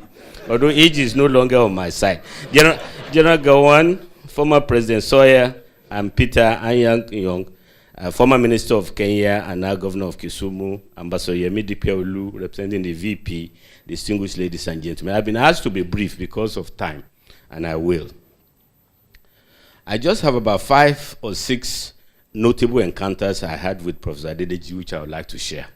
First, my first meeting with him was in Addis Ababa in 1976. I went there to do a research on comparative study of regional integration in developing countries, with ECOWAS as a case study. The book has now been published. And when I saw him, not after 1 hour waiting, by the way, he saw me promptly, and he said, "Oh, Ibrahim Gambari, you are the one that has come from being University of New York. What the hell are you still doing? I want you to go back to Nigeria and make your contribution to the country." And I read some of the things his children said about him at the service yesterday, that with Professor Adedeji, it's not just his way or the highway, but his way and his way. And 1 year later, I promptly packed my things from New York and went back to Nigeria to serve my country. That's the kind of person he is. Feels very strongly about things, expresses it very strongly and with a lot of passion. Second encounter was that I became a young Minister of Foreign Affairs of Nigeria. Will you believe it? I was just 39. I turned 40 in the ministry. And the first instruction I got from my boss was, Minister of Foreign Affairs, go and work with others to get UNIDO to become a specialized agency of the UN and get Professor Adebayo Adedeji as the first Director General of UNIDO as a specialized agency. Second instruction he gave me was to get Anyoku back his job as Deputy Secretary General of the Commonwealth. You remember that he left. He was actually my immediate predecessor, and he was now jobless, having been thrown out by a coup as foreign minister, and he couldn't go back to the Commonwealth as deputy. Well, I succeeded in getting Ayoku his job back, but unfortunately I did not succeed in getting UNIDO elevated to a specialized agency or Professor Adedeji as his first head. But I think it's now a specialized agency. So at least all effort was not lost. Third encounter was that, again as minister, and in different capacity afterwards, I went to the OAU then to summits. So we had ministerial meetings, summit meetings, and came also as under section of the UN. The statements that Adebayo Adedeji always made in the opening session were seminal, critical, magisterial. In fact, you would think that this man was not working for the UN, that he was like the think tank, the head of a leading think tank of Africa, by Africa, for Africa. That's how we transformed the ECA as the voice of Africa, and an alternative voice, to the dominant thinking in the UN. And I want to share with you that there are 2 types of ways in which you can rise in the UN or retain your high position. A, you can either choose to be different as an African and be proud of your Africanness and express things that are the best interest of Africa, or you can choose to just go along in order to get along. So, Madam Executive Secretary, those are the 2 choices. And unfortunately, unlike Adebayo Adedeji, those who follow the first don't always last very long. But nonetheless, you have you have to follow your conscience and you have to follow your own commitment. But honestly, I was always so impressed. And that's why you also have to fight. I'm sorry to have to advise you publicly. Yes. You have to fight to really speak at the AU and speak authoritatively on economic matters. Because there's no institution, African institution, that has the staff, the resources, and the opportunity to do so at the AU Commission. So this is a job also tailor-made for you. And how to balance that with being a very senior UN official. Fourth, more recently, even in poor health, Professor Adebayo is here. Often organizes very nice conferences, seminars in Cape Town. And you always invited Professor Adedeji to speak. And so even in failing health, wasn't as strong as before physically, but same Adedeji, always very engaged, very committed, very creative. And I think that is something that we are going to miss, that he has now left us. Fifth is that from a distant professional role model, Professor Adedeji and I ended up as family friends. And I learned a lot from him, that he always said, Ibrahim, family first, family first, family first. And so, because you get carried away with all these high UN titles and so much travel, that you forget that essentially the family is the focus. Finally, there are two Nigerians. Am I within your time limit? Good. Last point. There are two Nigerians who have made seamless transition from being distinguished national public servants to equally distinguished international civil servants. And both of them, their last name starts with Ade, Chief Adebayo, and Professor Adedeji. And they are both from this part of Nigeria. Chief Adebayo became an eminent person, not people who position made them eminent, but who are. I'll come to that in my last word. But he was already eminent in Nigeria, as a public servant, before he went as Nigerian ambassador to the UN, and later on a UN under Secretary General. And the second was, of course, Adebayo Adedeji. I had the fortune, although it's a challenge, to be one of Chief Adebayo's successors as permanent representative of Nigeria to the UN, and also under Secretary General. And Professor Adedeji too, I had the fortune and also the challenge of following him as a national official into international service. And they remain my role model. That when faced with challenges at the UN, I always ask, what will Adebayo do? What will Adedeji do? How would they react? And I feel, therefore, that in preparing to step, possibly, Professor Eddie Maloka is here. Maybe, inshallah, by God's grace, I may, is that correct, assume the chair of the panel of eminent persons. That is not in his hands or mine. But if I were to be, already I'm a member of the panel of eminent persons. I hope you are not referring to me.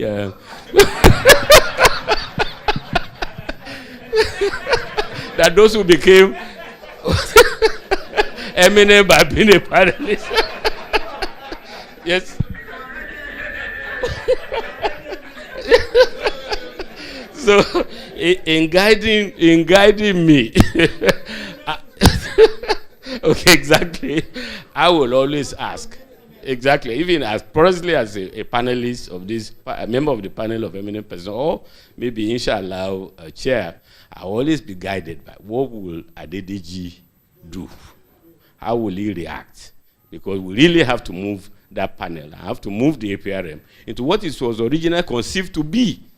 You know, a really voluntary mechanism, but that is thorough, that is meaningful, and that is valued. So, yeah, thank you very much. So I hear you. In my view, and from my interaction, Professor Adedeji was really an outstanding scholar, outstanding diplomat, and outstanding statesman. Winston Churchill once said that good and great are seldom in the same person. Some are good but not great. Some are great but not good. But Professor Adedeji was both great and good. And I feel sure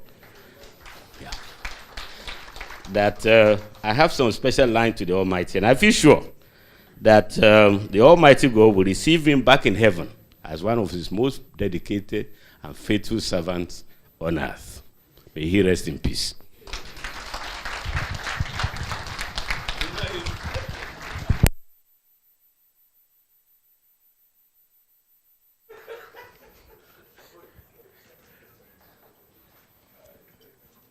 Thank you very much, Professor Ibrahim Gambari. I can assure you that you're already an eminent person. You don't need the APRM to become an eminent. We are really short on time, and once again, we are going to break protocol. I'll be inviting the keynote speaker to make his intervention. Professor Peter Yang Diongo is the governor of Kisumu County in Kenya. He was the former Minister for Development Planning in Kenya. He was also the former Minister for Medical and Health Services. He was a senator. He's a very notable Pan-Africanist and political scientist. He was Secretary General of the African Association of Political Science. He was also the Secretary General of the ODM party in Kenya. I have the honor of inviting you to make your keynote address. Thank you.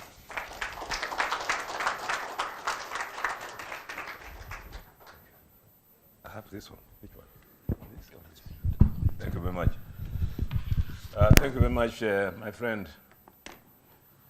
for inviting me to give this address. The President of Namibia, my dear friend, His Excellency Hage Geingob, my senior and elder, His Excellency General Yakubu Gowon, former President of Nigeria, and his lovely wife. No? Yes. No. This one. I'm sorry. I'm not a bishop. Not a bishop to put people asunder. I mean, my friend Amos Sawyer and Madame Sawyer. My dear friend Ibrahim Gambari, whom I've known for a long time at the UN and otherwise, the Executive Secretary of the ECA, Madame Vera Shangwe, thank you very much for ascending to that post so that we can live and experience and practice gender parity. All protocol observed. I must say that this morning has been great sitting there and listening to all these testimonies on our elder, Professor Adedeji. I have the distinguished fortune of having met people who had been president and others before they were president, and they were equally eminent then. I first met President Gowon. When he had been president, he was a student at Warwick University. I had gone to Warwick to see a friend who was doing graduate work there. I was then a graduate student at the University of Chicago. And then we went to the dining hall, and he told me that person carrying a tray with food on it is President Gowon. And that is when President Gowon was a student at Warwick University. And I was very impressed that somebody can be a president and then become a student. Then I hope that as a student, I would also become a president one day.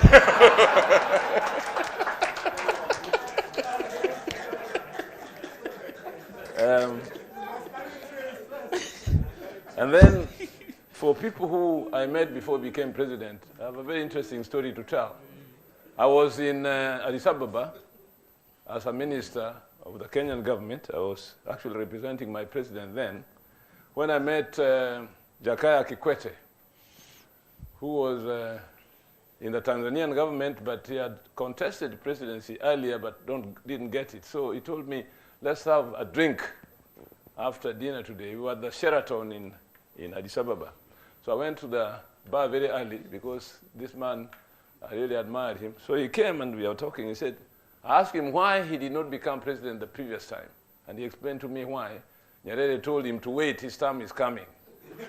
So I said, okay, you have elections next year, what do you think? And he told me plans that he had for becoming a president, which were fantastic. So I went back to Kenya, waited patiently, and then Jakaya Kikwete was actually elected president. So I also believe that if that guy could tell me his plans, let me also try. Maybe I can also. But I think I was too much of a coward to do that. But the other person, too, who I met before he became president, is Hage Geingob here. I went to Namibia as a minister, I think of medical services this time, not planning. And he took me out to dinner. And as we were having dinner, I was asking him, so what are your plans for becoming president? So he explained to me everything, and I waited patiently for the elections to come. And he did become president. Now, I thought that now I know what the trick is. But I think, I feel like somebody here, I think Gambari, I'm still waiting. But Gambari is lucky because he's already an eminent person. And I remember Shakespeare says, some are born eminent, some achieve eminence, some have eminence thrust upon them. I hope that the ambassador and foreign minister, this eminence has not been thrust upon you. I believe you have rightly achieved it, and you definitely become chairman of the APRM committee. Talking of the APRM, I was minister for planning and national development during the days of NEPAD, and so the president used to send me very frequently to presidential meetings when he could not go. You know, my president lacked delegating power a lot, President Kibaki. So I became very central to the development of NEPAD and APRM and so on. And I think we were together with Amos when we went to South Africa under the chairmanship of Bayo to review South Africa. And I do remember that meeting we had on rising xenophobia in South Africa. The South African government was very, very resistant to the idea. In fact, they were in denial. I was surprised that President Mbeki was very much in denial of what we could see coming. And hardly 2 years later, xenophobia broke out in reality in South Africa. So I'm a very strong believer in APRM. And now that I'm a governor in Kisumu, I don't think I'll come very near being an eminent person there. Because I have to fight for my next election. I see that Amos has left his glass of water here for me to drink. It reminds me of Jesus and the two disciples. When Jesus asked Peter and John said, when you rise to power, we want to see on your left and the other on the left. So Jesus said, can you drink of the cup from which I can drink? And Peter and John were very reluctant to say yes or no. So I think I can drink from the cup from which Amos, so that I can become president one of these days.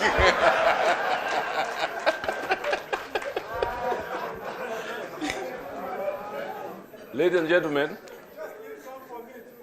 ladies and gentlemen, ladies and gentlemen, we in the field of social sciences like to think of the world as founded on democratic values, accountability and justice that overcome acts of marginalization and impunity. We fiercely defend these values, even under capitalism, despite its diligent ability to create a world of haves and have-nots. For as long as redistributive and regulatory measures are embedded within capitalism, we somehow have faith that capitalism works towards the well-being of everyone. Professor Adebayo Adedeji and I believed in this kind of world, one that indulged and benefited all humankind, notwithstanding the continuous class struggles inherent in capitalist society. Bayo, as we fondly call him, had worn many hats. A bureaucrat and public policy expert, he served as Nigeria's Federal Commissioner for Economic Development and Reconstruction under General Gowon in 1971-75, after the end of the Biafra Civil War, which substantially destabilized the political economy of the young nation of Nigeria. Bayo was responsible for the economic development and reconstruction of post-Civil War Nigeria, part of his CV that no doubt catapulted him to the UN position that he have eventually captured in Addis Ababa in June 1975 as Executive Secretary of the Economic Commission for Africa. My personal knowledge of Bayo accorded me both an opportunity and privilege. An opportunity of learning from a giant who operated with consummate ease in the complex tableau of economic development, yet had the presence of mind to take lessons from the simple. A privilege in a shared vision, both of us possessed with an unconquerable dislike for out-of-context solutions that impoverished Africa instead of growing it. I first met Professor Adebayo Adedeji around the time the Cold War was thawing. At that time, my interest was at the intellectual level, but I realized how fortunate I was when I encountered his pioneering work in the Lagos Plan of Action and arguably the first genuinely homegrown collective effort to craft a complete and unified approach to Africa's lag in economic development. It was a bold plan of a self-driven strategy. Chapter after chapter enumerated detailed policy approaches, almost in the form of a catalog, intent on extricating Africa from its vulnerable position. His ideas were influential and played a prominent role in shaping the UN Economic Commission for Africa. As a powerful intellectual think tank in the 1970s and 80s, as Africa faced an onslaught from the Bretton Woods institutions with development paradigms that were largely oblivious to Africa's real development predicaments. Brooking no nonsense and backed by a wealth of data and acquaintance with comparative development paradigms few find fault with, he spoke with a disarming confidence of knowing what he was talking about.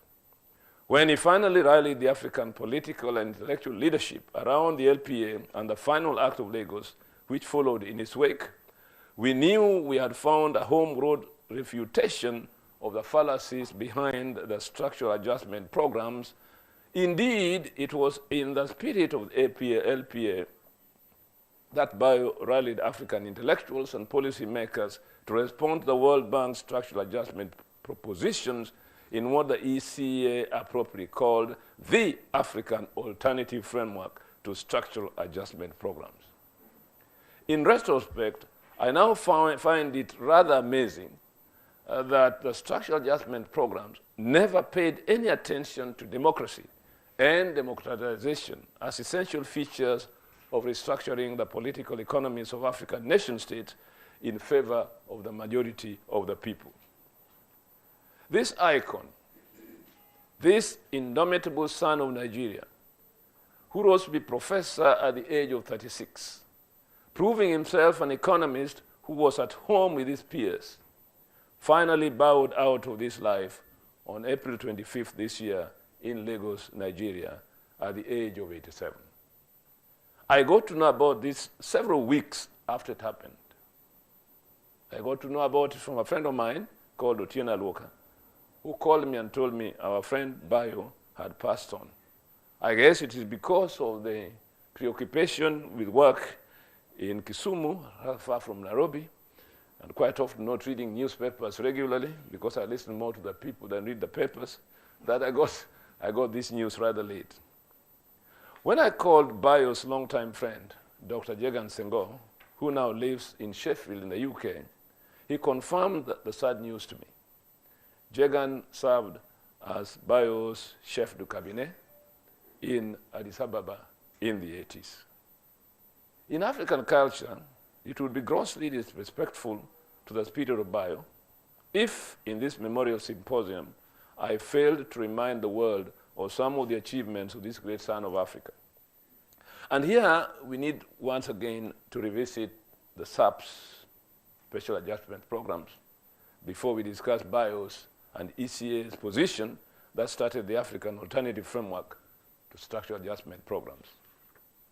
The Lagos Plan of Action was an exhaustive and thorough presentation of measures which effortlessly were expected to translate into a series of resolutions and treaty agreements, creating a framework of economic cooperation and integration across the continent. This would enable Africa to announce its presence in the global stage. Bayo's dominant ideology in the plan depended on how resourceful Africa used its two key assets, namely its people and its natural resources. For these assets to work in favor of the continent, Bayo argued that Africa needed to adopt far-reaching policies with deeply embedded webs of social obligations to its people and reduce dependence on external nations. It's a no-brainer why Bayo preached the gospel of self-reliance. He contended that after several centuries of colonial domination, accountability deficits by both external nations and transnational corporations were glaring, especially in the area of natural resource extraction, as the current executive secretary just reminded us this morning. The emerging pattern was that despite political independence and the right to rule ourselves, economic independence was still a pipe dream in most African nations, if not in all. The latter required the bridging of the information gap on the continent's resource endowment, capacitation in terms of capital, skills and technology, adequate share in value addition, and re-examining the market mechanism to create a level playing field for both developed and developing nations. Without these economic prerequisites, the sovereignty of African nations would be permanently undermined. But Bayo did not stop at crusading for the creation of a level playing field in the extraction of natural resources. He reasoned, logically, that since it's the people who are the custodians of these resources, they should be the principal agents in their extraction, especially when they are well-trained and supported by appropriate public policy. In this regard, Bayo made a strong case for eliminating the constraints that face the collective and personal development of Africa's people through relevant training and skill uptake applicable to the African context. Recognizing the pivotal role of science and technology in inspiring innovation-led economic growth through industrialization in other parts of the world, he advocated that top priority be given to the development of human resources to create a strong reservoir of a science and technology manpower. This approach, fused with local knowledge, would encourage invention and enhance productivity among the indigenous people to absorb and adopt imported technology on the one hand, and on the other, to develop technology locally for the identification, exploration, and exploitation of natural resources and the conversion of raw materials into semi-finished and finishing goods and products. This called for a drastic change in the orientation of education and training programs within a newly created social infrastructure in which social facilities and services were accessible to all and the dignity of labor according to a high social value. Simply put, Bayo's approach was learning by doing method of skill transfer and the demonstration effect in production and service type situations. It needed to be given top priority in order to produce the professional within the versatility required to provide technical solutions to their countries, in their countries, an approach that cut across all sectors of the Lagos Plan of Action. While Bayo was carrying out such a crusade at the ECA, his colleague in Kenya, the late Professor Thomas Rails Odhiambo, was also preoccupied by a similar project of mobilizing the African scientific community to put science at the service of development in Africa. TRO, as we called him, is credited for having pioneered the foundation of two continental and international institutions, the International Center for Insect Physiology and Ecology, ICIPE, and the African Academy of Sciences. I had the privilege of serving under TRO's founding presidency of the African Academy of Sciences as the first program director from 1987 to 1992. The Academy's responsibility was not only to provide an arena for recognizing and honoring African scientific excellence in both the natural sciences and the social sciences, but to bridge the gap between science and public policy in the socioeconomic transformation of Africa. It is in this position at the African Academy of Sciences that again became very close to Adebayo Adedeji as the Executive Secretary of the ECA.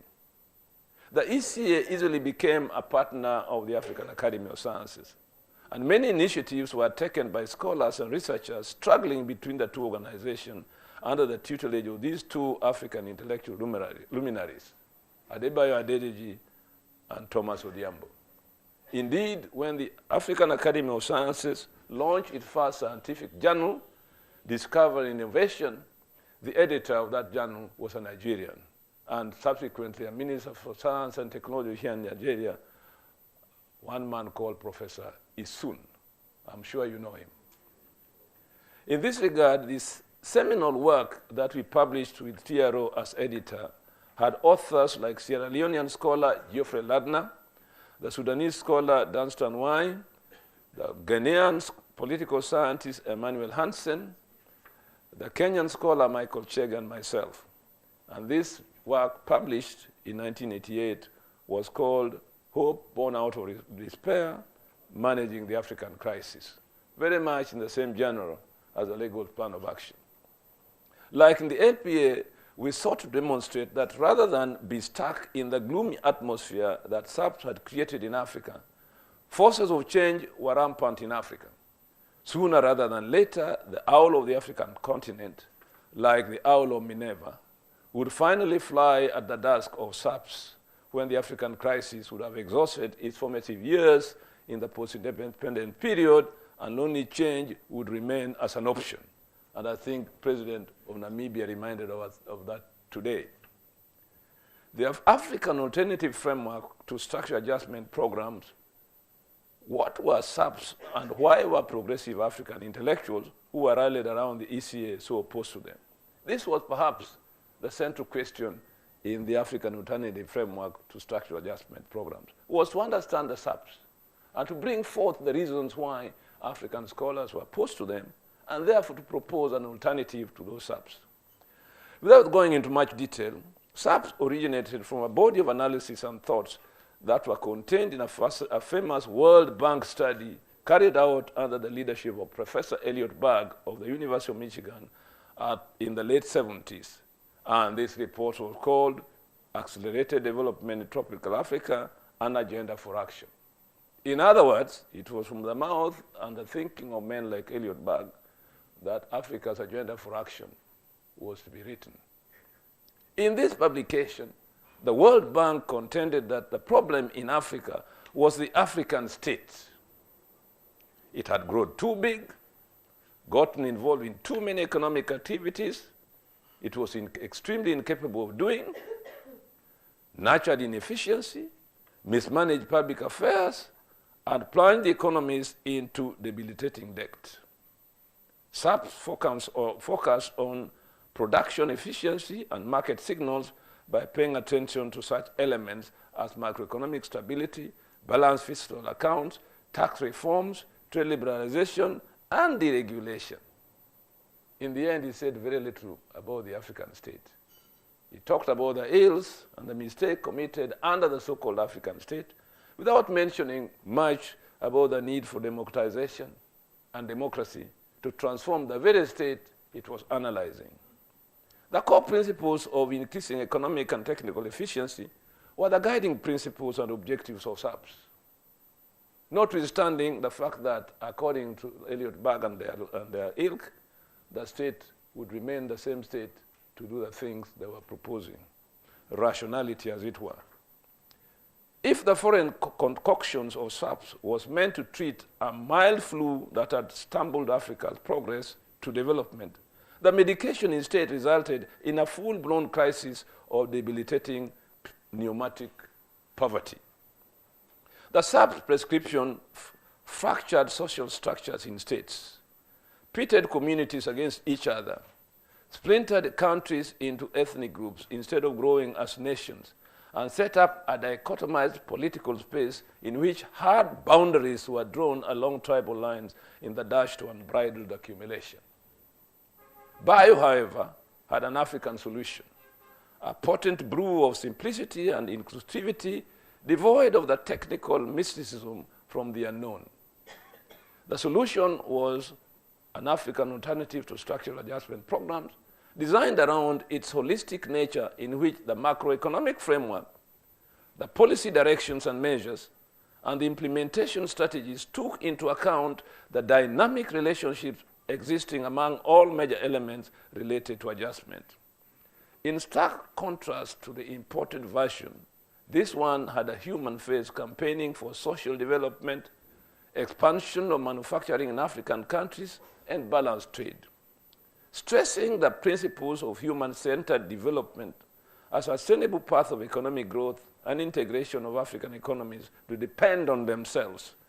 The strategy vouched for radical changes to strengthen the structural gaps in African economies, which are evident in low human capital formation, weak production base using obsolete technology, economic fragmentation, poor physical infrastructures, inadequate institutional capacities, and the excessive dependency of the African economies. Armed with these restorative solutions, Bayo's team cautioned that the alternative framework was not a one-shoe-fit-all program to be applied indiscriminately in all countries under all circumstances. Each country would take into consideration its peculiar characteristics in program design. Secondly, the focus on people implied full democratization of all aspects of economic and social initiatives in all stages from decision-making to implementation. Finally, the alternative framework called for intensified inter-country cooperation in the designing, implementation, and monitoring of national programs for adjustment with transformation. The dignity of African people mattered more to Bayo than soulless numbers. On his return to Nigeria, after retiring from the UN job in July 1991, Bayo founded the African Center for Development and Strategic Studies, ACDES, a non-governmental, independent, continental, non-profit think tank dedicated to multidisciplinary research and strategic studies. Situated in his hometown of Ijebu-Ode in Ogun State, ACDES has had various fellows from Africa and outside leading research and seminars in social conflicts, democratization processes in Africa, economic development, and kindred issues. From such works have ensued publications in terms of books, journal articles, and newspaper opinion pieces. Bayo, as the executive director, had always been the force behind this institution. His major publication from the research of ACDES is the book he edited in 1993 entitled Africa Within the World, Beyond Dispossession and Dependence, published by Z Books in London. I remember the day ACDES was officially opened in July 1991 in the quiet town of Ijebu-Ode. Bayo had invited me and a number of African intellectuals to join him in the ceremony. We stayed at a modest hotel in the town, joined by... Why are you laughing now? It was modest. This guy knows something about that hotel, I don't know.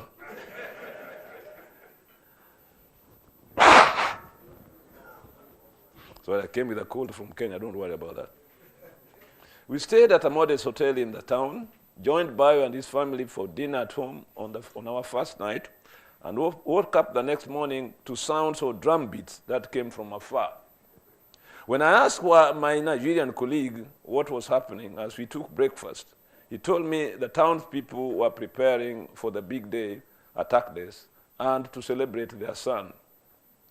That Bayo had retired to his village and took intellectual life back home was a big thing.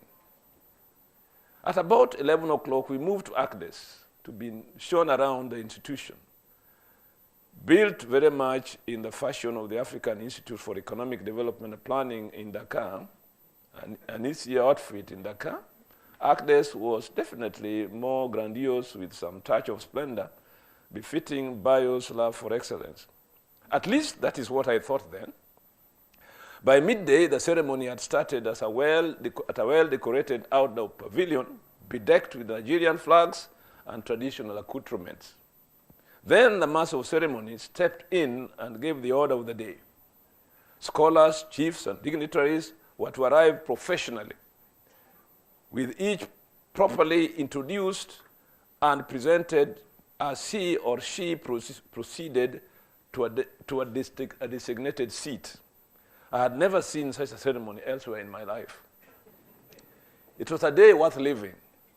Passing by one by one were men and women who had received their PhDs in astronomy, pharmacology, physics, mathematics, internal medicine, international relations, chemistry, and so on, all from this little town of Ijebu-Ode.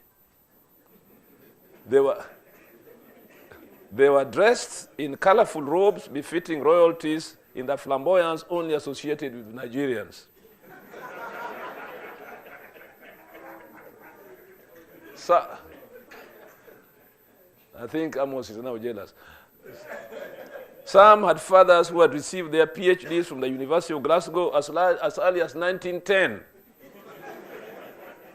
For the first time, I now understood why Nigerians always behave with so much confidence, notwithstanding the chaos and social pandemonium we associate with the city of Lagos.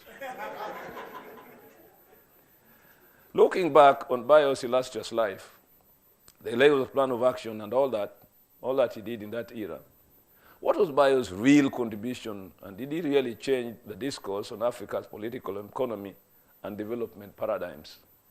I believe he did. First, the Lagos Plan of Action focused on Africa's collective self-reliance in a political atmosphere where the emancipation of the African people, where the state serving their basic needs was paramount.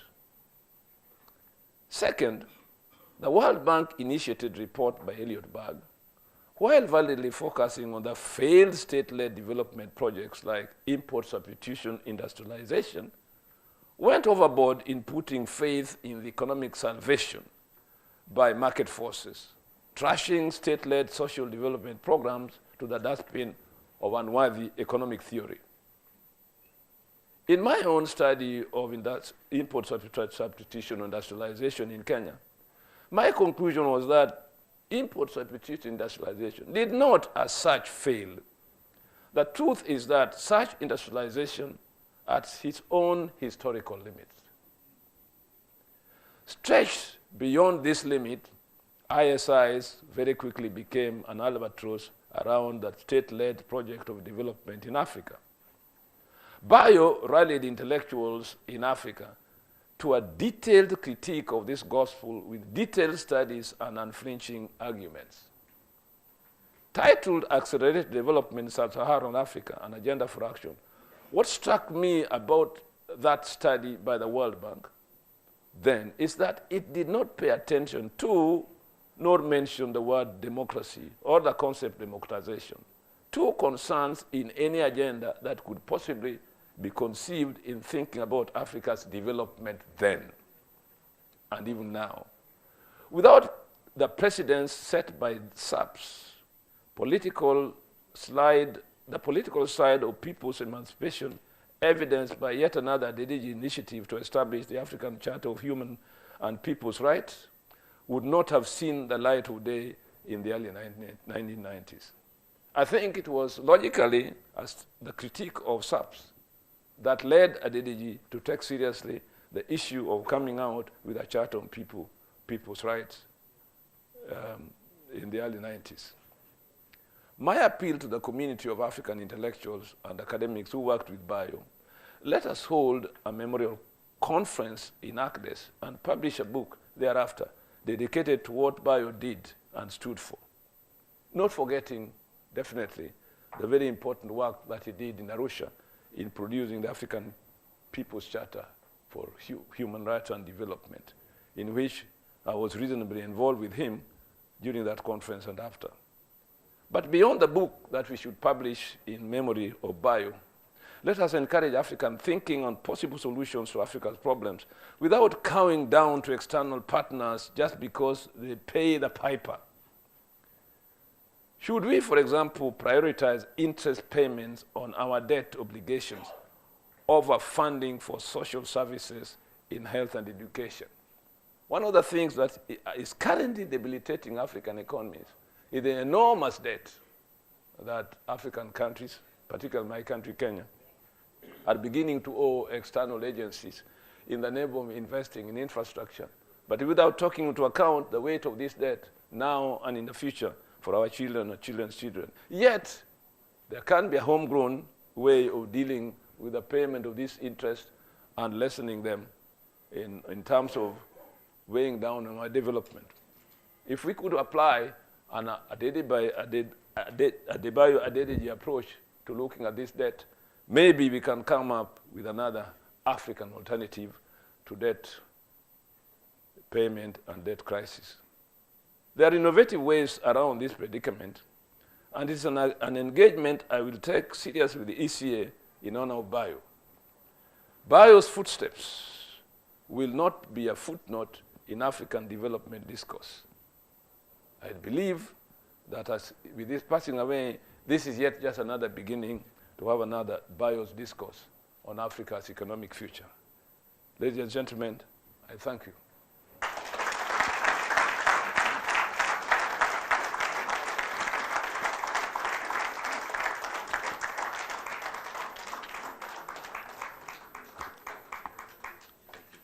can go with my glass. Okay.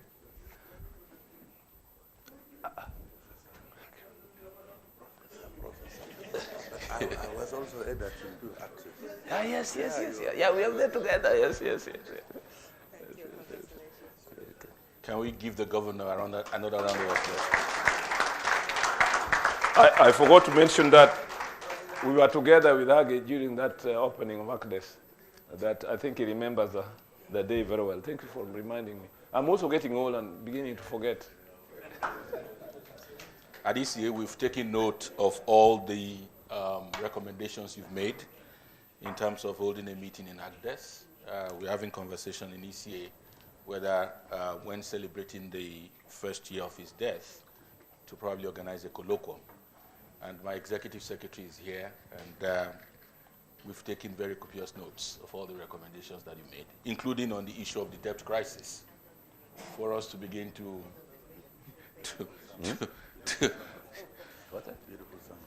discuss this issue. I'll crave your indulgence that, and that of the high table, that we allow Ambassador Otobo, who is to give the last testimony, to kindly come up and make his intervention, please. Ambassador Otobo. I know we are very tired. We want to go for lunch, but please, 3 minutes, Ambassador Otobo. Thank you.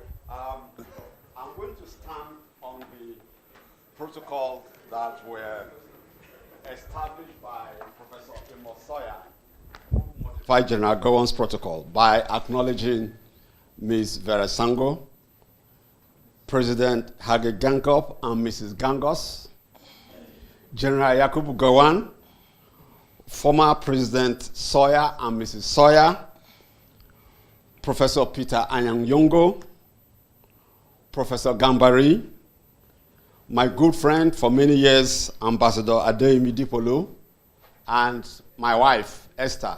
Can you stand up so that people could know you're here? So you can understand. That was the reason why I said I was going to stand on a more serious protocol. And you run out of time.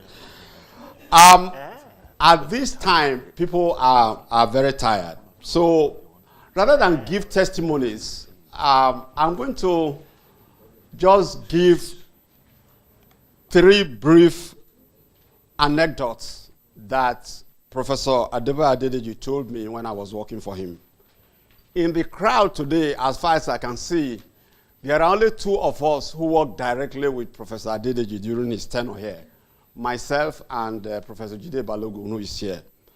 But I traveled with Professor Adedeji extensively, and in the course of those travels, he told me a lot of things, and I want to share some of those stories. and spell out the implications of some of the things he told me. He said that when he was appointed in 1975, he traveled shortly after that to Guinea. By the way, I've written a tribute in honor of Professor Adedeji in today's Guardian, which I've distributed. It's on page 44. Most of you will find it interesting, and I refer to some of these. He said he traveled back to Guinea, and he met Professor Sékou Touré, a radical Pan-Africanist. And the very first thing that Professor Sékou Touré President Sékou Touré told him was, why do you deign to accept to lead the regional arm of a neo-colonial institution? Because President Sékou Touré, I beg your pardon, regarded UN as a neo-colonial institution. So, and he then asked Adedeji, if your country cannot give you job, I'm ready to give you job and come to Guinea. So Professor Adedeji replied and told him that, look, he then posed the question to President Touré. He says, suppose we can have somebody that has the determination and commitment to turn a neo-colonial institution to serve Africa's interests. And President Touré paused. At the end, he told him, bon chance, which means good luck. Now, Professor Adedeji told me that story to underline his strong commitment in turning Africa into a pan-African institution, but also an African intellectual think tank to challenge some of the orthodoxy. So that statement was a statement of his commitment to use ECA as an institution for Africa. The second story he told me was even more interesting. He said around, I'm sure Professor Gambari would have heard of this when he came to New York much later. Around 1998, I was then serving as a delegate in New York. He got an urgent call from Javier Pérez de Cuéllar, the then Secretary General, that he should come to New York, that he wanted to discuss something very, very important with him. So he flew to New York and met Pérez de Cuéllar in his office. And Pérez de Cuéllar told him that, I want to make some changes in the UN, and I want you to be part of that change. Adedeji told him that I'm all ears. But what was the change Pérez de Cuéllar was suggesting? I'm so used to professors that I call every person a professor now. Javier Pérez de Cuéllar told Adedeji that I want to bring you to New York to sort of promote you to head a bigger department. And Professor Adedeji asked Javier Pérez de Cuéllar, so exactly what department are you talking about? He said he's talking of the Department of Economic and Social Affairs.